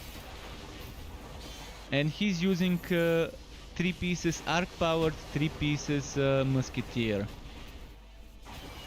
Which is more of a farming combination. Although 3 pieces Arc Powered, he's probably using the boots, the shoulders and the chest. And maybe he's swatting the Musketeer chest. I'm not sure what he's using, but he can say it in the chat if he wants to. Normally I wouldn't do it that way. I would go for more damage from blue items. And yeah, one-handed weapon. I like using one-handed weapons as well. As you're seeing, I'm using a one-handed weapon myself. With one-handed weapon you can get a shield for more survivability. And one-handed weapons, look at this one. This is not my best one, I have a better one in the stash with 8,600 damage. And you can even get up to 9,000 damage on a one-handed weapon. That's good enough. That is more than enough damage. After wife binding the one-handed weapon. Keep in mind the DPS here, it's not just the weapon damage that decides this DPS. This DPS is combination of your damage, crit chance and crit damage. I try to not get crit chance because it's a waste of it's a waste. To get crit chance on a sharpshooter is a waste because you get 50 crit chance just after using Ghost Visage. So even if this number here is lower than you might think, this is kind of like it's still gonna be better once you consider it. This is invisible DPS. Ghost Visage giving you 50% crit chance, but you want 300% crit damage. I would prioritize 300 crit damage. And yes, the boots and the shoulders are the 2 items I like using from the Arc Powered. And yeah, it's nice that they have twice the bonus with the 3 pieces equipped. But I'm not a fan of having to sacrifice another piece to complete the set. Normally if I use Arc Powered legs and boots, I just use them without the bonus. I use them without the 3 piece.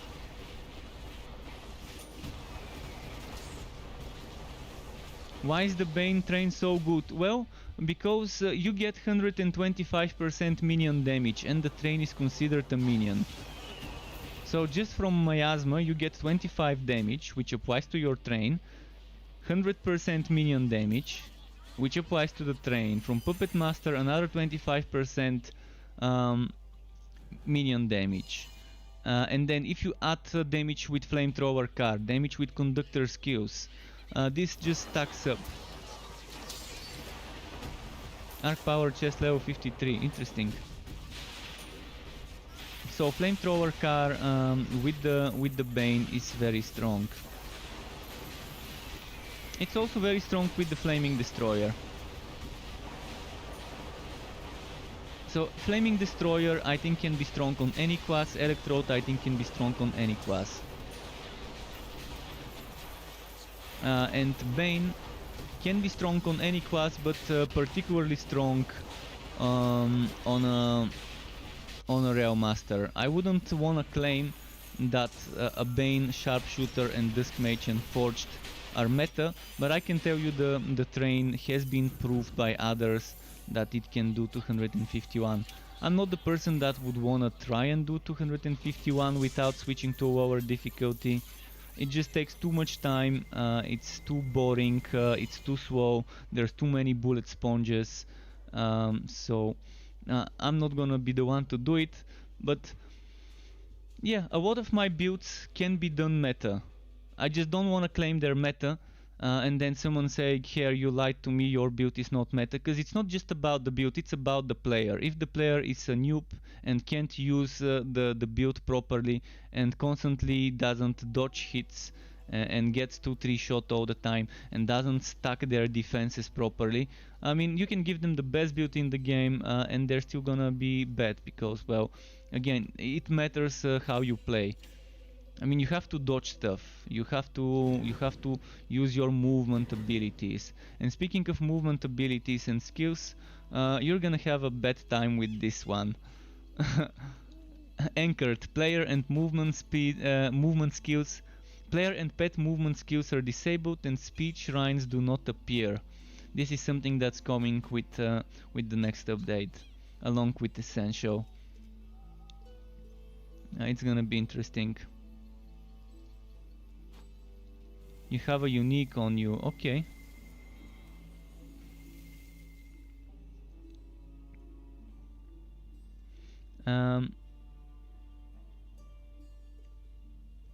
Invix is Invix earlier said in German, "Good day, zombie. Are you running endless again?" I've studied German for a while I was little. I think I started studying German when I was 6 years old, and I stopped studying in high school, so I've forgotten most stuff since now. It's trapped.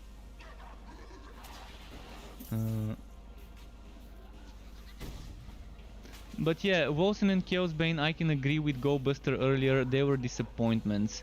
For me, Chaosbane was fine, and the biggest disappointment was some of the choices they made in the first few months, and then it was too late. It was too late to salvage the game. The save data was local, and in general they were just focusing on the wrong things, and they were handling the game in a weird way. They were charging you for skills and giving you free heroes and campaigns. And normally it would be the other way around. When you release an expansion with a new chapter of the story and a new hero, you would charge people, but you wouldn't charge them for new skill trees. And Chaosbane did exactly the opposite. Got skills DLC, whereas you get Kiwa and the forges for free. And Wolsen I've played ever since Umbra, ever since the first few weeks in on Steam. And it was big disappointment when they scrapped the alpha, which was so fun to play, the Wolsen alpha. You had an open map and you can run from one end of the map to the other end of the map. You can go into those side dungeons and kill some bosses, and you had some sort of arena with different challenges that you had some timer and you had to beat this challenge before the timer ends. But it was so different. The alpha was so different from the beta. I mean, you could hit an enemy that's standing in the water with a lightning attack, and it would take extra damage due to conductivity. And then when they sacrificed and salvaged all the progress from the alpha and rebuilt the game from scratch, Wolsen was a completely different game in the beta. It was not what I paid for in the alpha. It was not what I was giving my money to support as a vision, as an idea. And then when the game released, they had so much stuff that was never tested. It was a disaster. It has a lot of potential as a game if they got their shit together and rebalance everything and make the leveling quicker and increase the drop chances of certain things, such as the materials, and fix the broken buggy crafting and re-rolling of fixes. The game can be good. But if you're asking people to start over every few months and you have the same XP rates that the game had when it launched, people are just gonna not play your game. Because if you want them to start over every few months, you better give them a way to level up quickly to level 90. Not level up quickly to 80 and then grind your ass to hell to oblivion for the last 10 levels from 80 to 90. Because I'm assuming from 80 to 90 it takes you probably 20-30 times as much as it would take you from 1 to 80 in Wilson. There was some time ago, I think, someone who managed to grind to like 89 or 90 in the online version. Poor soul. My condolences for all the time he wasted leveling up to 90 in Wilson.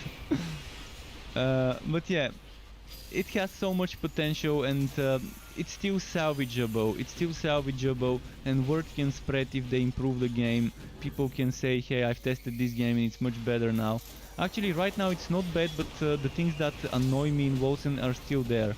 The bad drop rates, the bad XP rates, the broken crafting, casting, whatever you want to call it, the rerolling based on socketed items, where I would put 3 red gems and get an affix that belongs to a blue gem. I would put 3 green gems and get an affix that belongs to a red gem, and things like that. I mean, the control and the RNG is just not well balanced there in Wilson when it comes to rerolling.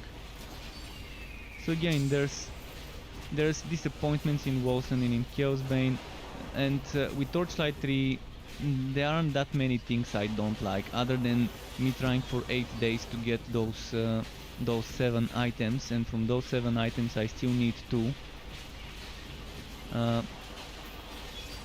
But it hasn't been like this before the game launched, so that's just some sort of new recent change of shitty RNG for me.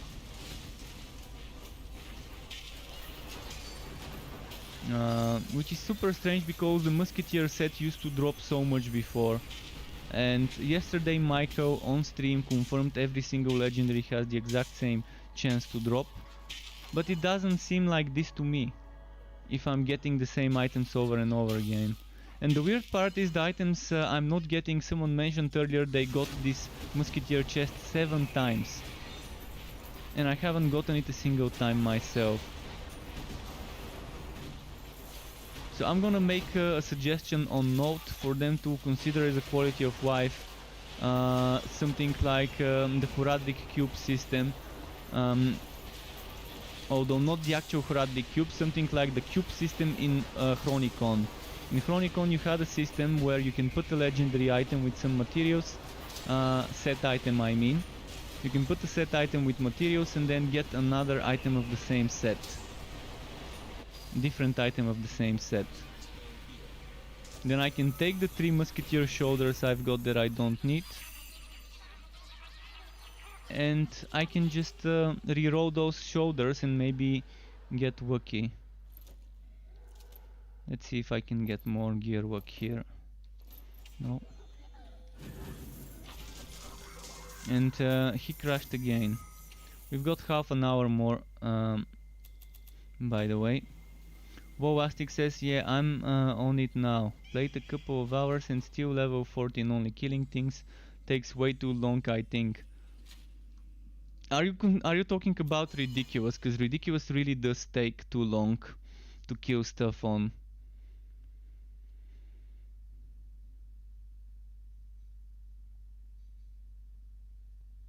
Keep in mind, Ridiculous is easy to level up with certain builds and certain heroes and certain skills, whereas other builds and heroes are different. And keep in mind, this is not the level. If you're seeing yellow numbers, 109 means the level 109 in the Fazir dungeon. You see, this is the level. This goes up to 251. So once you start doing this, you can see my level here is showing up as 60, but that's the white number. This yellow number, 2309, this is the Fazir challenge stage number. Oh, where did I teleport? So Raka and Scrunchy Cakes, thank you for explaining this to Raka. And Struck says recommendations on where to look up the Bane Train build. Look on YouTube, but you can't seem to find anything on it. Well, it's an old build and there were nerfs and changes, so it's probably not gonna be the same. It's probably not gonna be the same.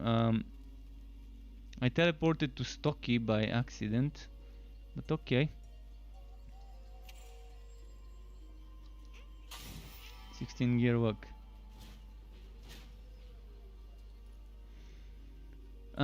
Rexer had the build. His channel was called Get Rexed. He had a build. I haven't looked at the build, but I can tell you what you would want. You would want, first of all, you would want max level miasma. You would want max tier flamethrower car, max tier shotgun car. You would want the shotgunner shield, the doom pipe. You would want max tier, max level puppet master. I mean, you would probably want arachnid assault tier 1 at least. And from there on, you would really need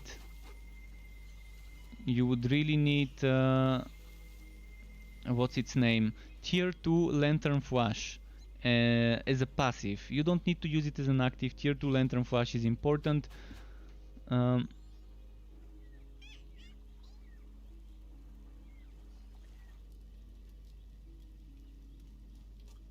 And you would need what's its name,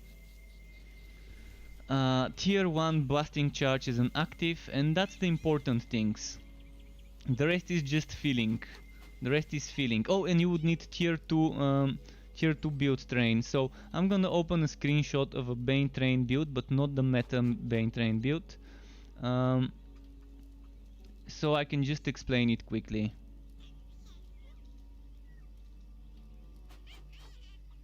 So ignore this. This is not the right skill points, but you would want this one maxed out, this one maxed out, this one in the middle, tier 2. You want this one maxed out, this one maxed out, this one maxed out. You want this one maxed out, and then you would want this one tier 2 and this one tier 1. And that's it. The rest you can fill up to your preference. Maybe this one tier 1 as well.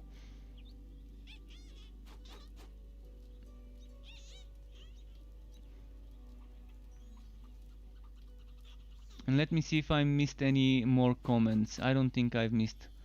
I love my borderless.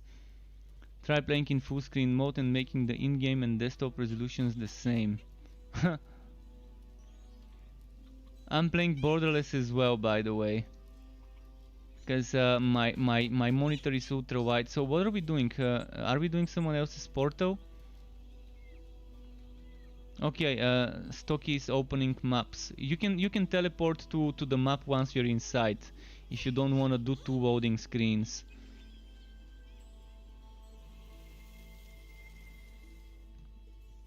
And Go Buster, I purchased the game, downloading right now. Well, good to hear that, Go Buster. Good to hear that. And Denkoi says, what else did he say? Sorry for if I missed your comment, apologies. I'm trying to catch up with all the comments. I'm hoping I didn't miss anyone's comment. Feel free to rewrite it if I did miss something.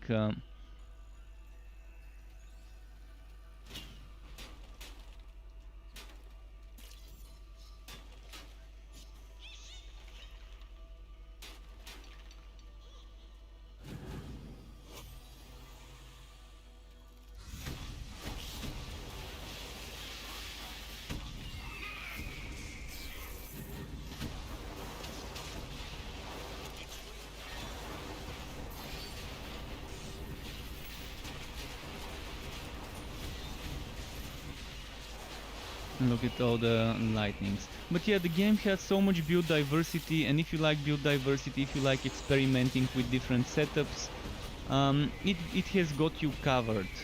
This is the biggest bonus of this game, the immense amounts of build diversity. And the biggest downside is that it just doesn't have this much endgame, but at least you have 2 things you can do. You can do Fazir and you can do those portals that we are now doing. which is a stripped down version of the Fazier, or more like the Fazier is this version, a version of this on steroids. So Mapworks is the thing that existed ever since alpha, and then they when they introduced the Fazier, they decided to strip down some of the good things of Mapworks and just make them simple map without any affixes. And now the Fazier is like Mapworks on steroids, with different affixes and having 251 stages. So it could keep you busy, but it could get very boring very fast. So hopefully they add new endgame within the next 2-3 months. I think 2-3-4 months is reasonable time for a new endgame activity to get developed. But they already are working on some things. They just haven't reviewed them yet. And thank you Denkoi for the follow. Welcome to the Struck Club to you as well. Appreciate you guys following me, watching me, and all the things.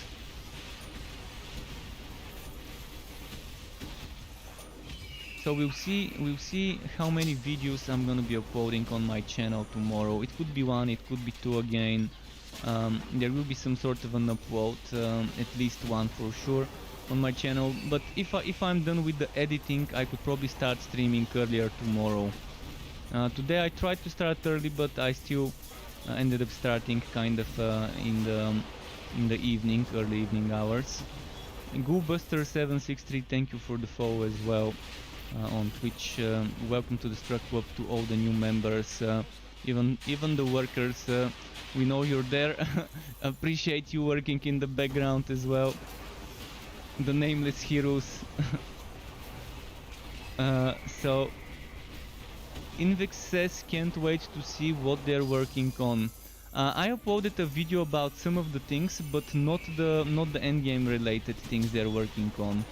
So if you watched the official dev stream yesterday, you would know the Halloween themed pets, the Halloween themed fort stuff.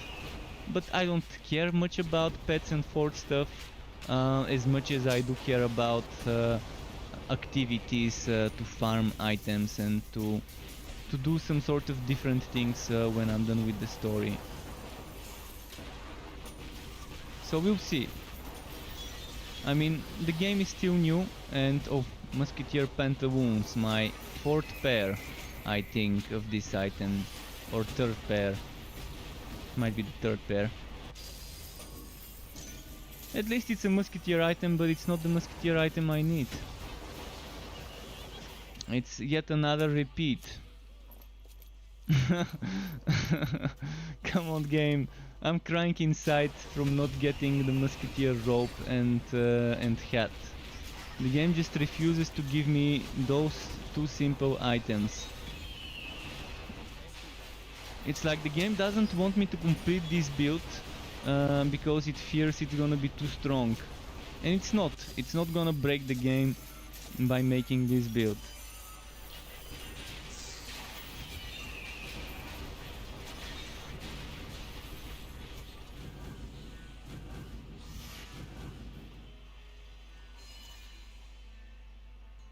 Austrian zombie died. Didn't we res everyone? I think that might have been an old message I'm seeing. But yeah, the thing is, in the alpha we were saying it better not be just Mapworks. And then I was so surprised when they did the Fazier, because Fazier is basically Mapworks on steroids. And we were saying it better not be just Mapworks, and then they give us I heard you don't want just Mapworks. Well, here's Mapworks with a little bit of a twist. I don't think it was the right type of endgame content to add. They could have kept Mapworks the way they were. You could buy Mapworks from the NPC. 500 gold for a green Mapworks scroll, 250 for a white Mapworks scroll. They should have done something that's vastly different than Mapworks. Visually, for example, if I do Mapworks and Fazier and I press F10, you wouldn't know what I'm doing. You wouldn't know whether I'm doing Fazier or Mapworks if I'm showing you footage of me inside the map. If I'm not showing you me communicating with the Fazier thingy. So if I hide my hut and you can't see what type of map I'm doing here, on the right side, you're not gonna tell the difference. And yeah, we tell them this is one of the things I never realized why they did it that way. I know rifting systems are good, and I know everyone wants a rifting system in their ARPG, but they could have done that at a later stage. They could have done something that's super different from the map works, but it's fine. I mean, it's not a bad system, it's just not my preferred system right now. But okay, we can do what's that, 10-15. I've got like 15 more minutes, so we can do 1 or 2 more maps, and I can keep playing with you guys. If you're in my party, I can keep playing. I'm just gonna mute myself and stop my stream and go have dinner for like a bit, but I can come back.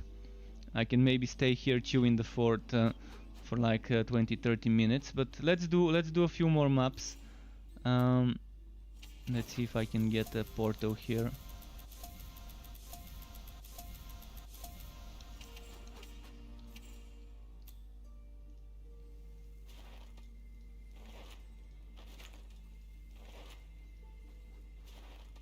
And who knows, I'm gonna keep grinding tonight as long as it takes to get those 2 items. And the mapping is not the only way to get level 60 gear, but the mapping is the best way to get gear bundles. So gear bundles are a way to get 60 gear as well, but gear bundles are no longer as good. You can still get legendary items from gear bundles. It was the bags I just opened, the green and blue bags. Green and blue bags can give you legendary gear as well, but with a small chance. So if you kill champions, you get fame. The higher your difficulty, the more fame you get. Ridiculous gives you 3 times the fame practice does. And champions are the purple, the yellow and the green enemies. See, this one is a purple enemy. This is an elite pack.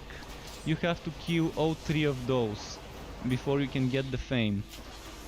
So a pack can be anything between 1 and I think we used to have 8, even 12 packs. I think now it doesn't go more than 6 maybe. I'm not sure what the limit of packs is before. We used to have pack numbers of up to 12 before, when it came to elites. Uniques and legendaries are always 1 enemy, sometimes with minions, and then the pack would increase. But you're always gonna see in the same pack no more than 1 yellow or 1 green enemy. Yellow is legendary, green is unique. Unique is something that gives you more fame than yellow, and yellow, which is legendary, gives you more fame than elite, which is purple. So you can get various rewards from fame, but your main source of getting level 60 gear is the gambler and drops of and the drops is it could be maps, it could be Fazir, it could be one of those 2 things. Map works or Fazir, but yeah, there's no other way to get level 60 drops right now. There is no Uber bosses, there is no bounties, there is no roguelite dungeons like we have in Grimdown. There is no Nemesis system like in Grimdown yet, but maybe something will come similar to that. We'll see. I just want another activity where I can get items from drops that is completely different from portals and Fazir. There is one more thing which is I forgot to tell you about Phase Beast portals. You know how in Diablo 3 you have goblins, wood goblins that you kill and it opens a portal to the goblin realm. We have something similar here, but it's not a goblin realm. It opens a portal to a boss map. You see a Phase Beast, which is basically a goblin hound that's purple and transparent. And you kill that one and it opens a purple portal, and the purple portal leads into a map where if you die you can go back. And that map would have 100% chance to drop you a Wifebound scroll from the boss or from the chest. and this one is always your level. So if you go in a low level zone and find a phase beast, you will go into a level 60 phase beast map. So for example, you go in a level 20 zone, you find one of those goblin hounds, the phase beast, you kill it, you go into a level 60 map which will drop level 60 wood. But this is not an effective way to farm level 60 items.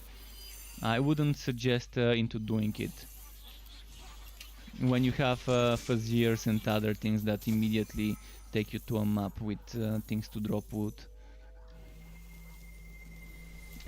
I call them debate beasts, because when you're leveling up and doing the story, you're slowing yourself down when you go into those portals.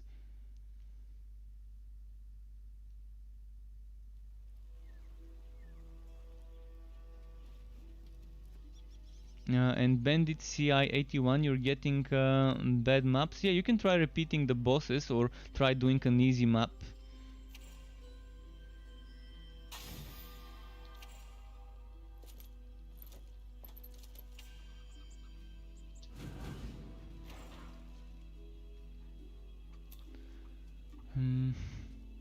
Let's get rid of this.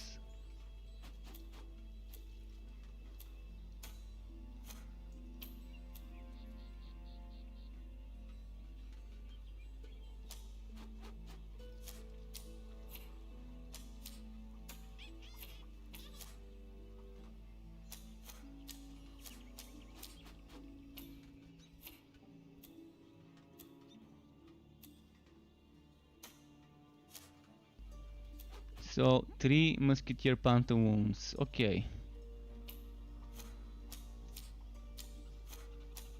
So I keep getting repeats, as you can see. This is what I'm talking about, the damn repeats. Should I open a map? Got 10 more minutes. And let me see if I missed some comments. Goolbuster says, which class should I start with? I would say you wouldn't go wrong with a sharpshooter. If you want something that becomes strong even in the early levels, level 5 is what you need for targeted strikes. So the sharpshooter does not need a relic to be very strong, but with a relic it becomes very strong. Super strong actually with a relic, like Electrode, Flaming Destroyer, or other relics as well, but the Electrode and Flaming Destroyer are your damage built relics. So either of those can be a good choice to start with. Realm Master is decent, Dusk Mage is decent, but Realm Master needs a little bit of leveling before it becomes, you feel strong on Ridiculous. But if you don't want to play on the hardest difficulty for the visual, for the batch, for the bragging rights, for the EP, if you don't care about your EP in size and comparing it with others, then you will be fine playing on an easier difficulty and then switching to Ridiculous later. Dusk Mage gets strong once you get certain items and once you reach level 20 plus. At level 20 you get Entropy, at level 20 you get Absolver, 2 amazing skills. If you get Celestial Gauntlets and 2 more pieces of the Celestial set, this is a huge DPS boost, and you can try and manage your light and dark buffs to save them for bosses and things like that. Forged is a little bit underwhelming, and the developers already confirmed they will be reworking the Forged. It's work in progress right now, so I can't wait to see what they're gonna do to the Forged, how they're gonna handle the Forged. Will the Forged have a basic attack weapon, a regular weapon, not a cannon, that we can use with the relic skills that proc those? There's many things I wanna see what's gonna happen. The ranged Forged is the one that really needs the rework. The melee Forged actually is fine, not amazing but still fine. And again, as I said, someone already did 251 Ridiculous Fazier with a melee Forged on the Flaming Destroyer, with focusing on the Flaming Destroyer rather than the Forged skills.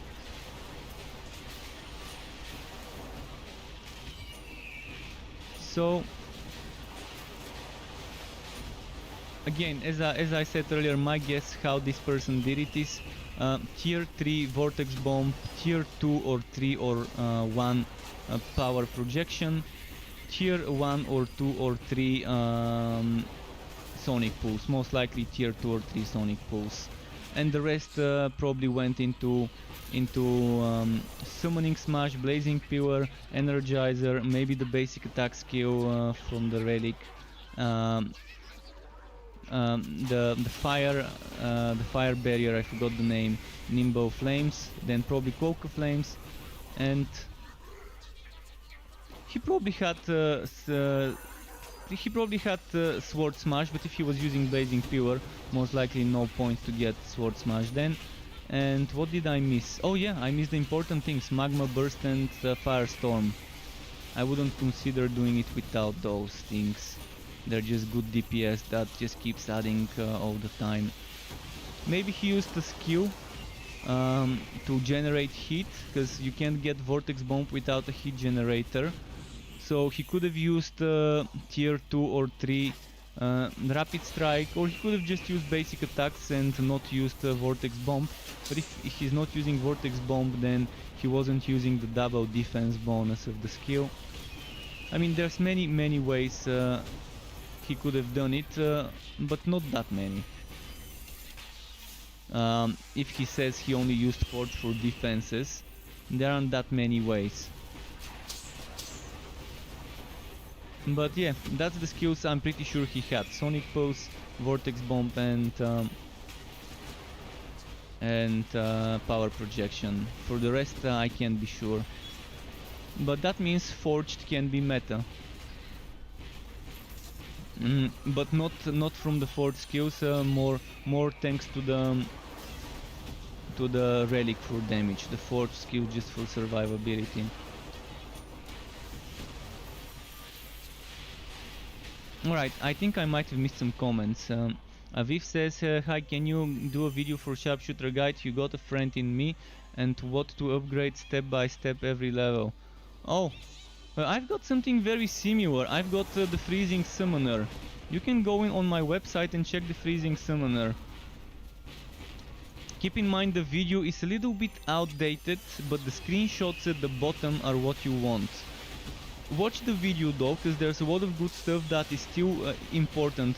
The one thing that's outdated is the passive skill every relic has, that gives you elemental damage. It doesn't give you elemental damage anymore. This one gives you shock bolt damage. So that's the one thing that got outdated, and I updated that in my new skills. So you can see the Freezing Summoner, it's pretty similar.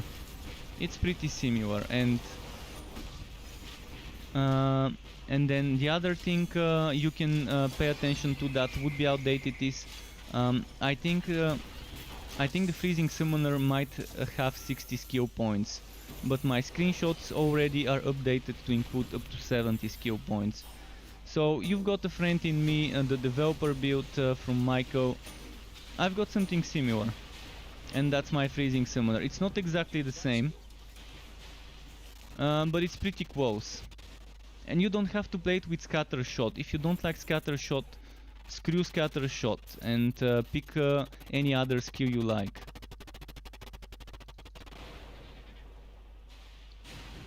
Okay, this was wagging. The sound was wagging so much.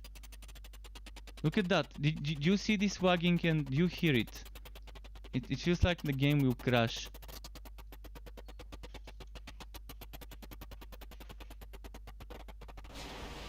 See, whenever I get there, the game is wagging and it feels like it's gonna crash. Like it's like like stuttering. Not sure what's happening there.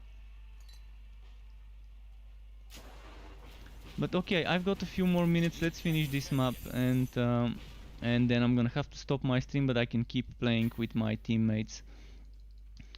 And 109 level, keep in mind this is not the player level, this is the stage. If you see yellow numbers, that means the highest Fuzzier level.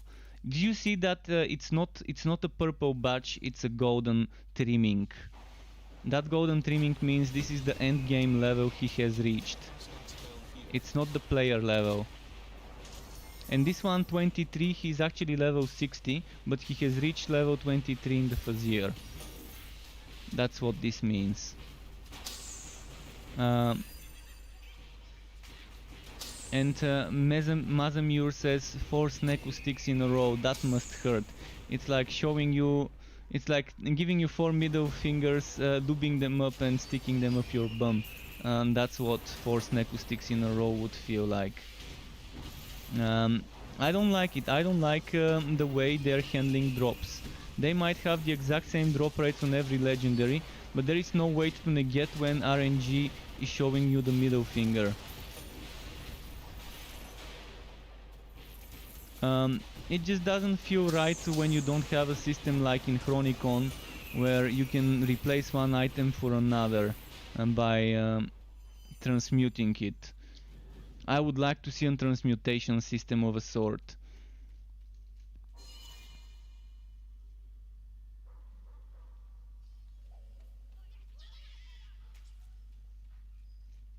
And Austrian Zombie was asking about level 60 phase beasts. Yeah, if you're level 60, they will open you level 60 map. If you're level 50, they're gonna open you level 50 map.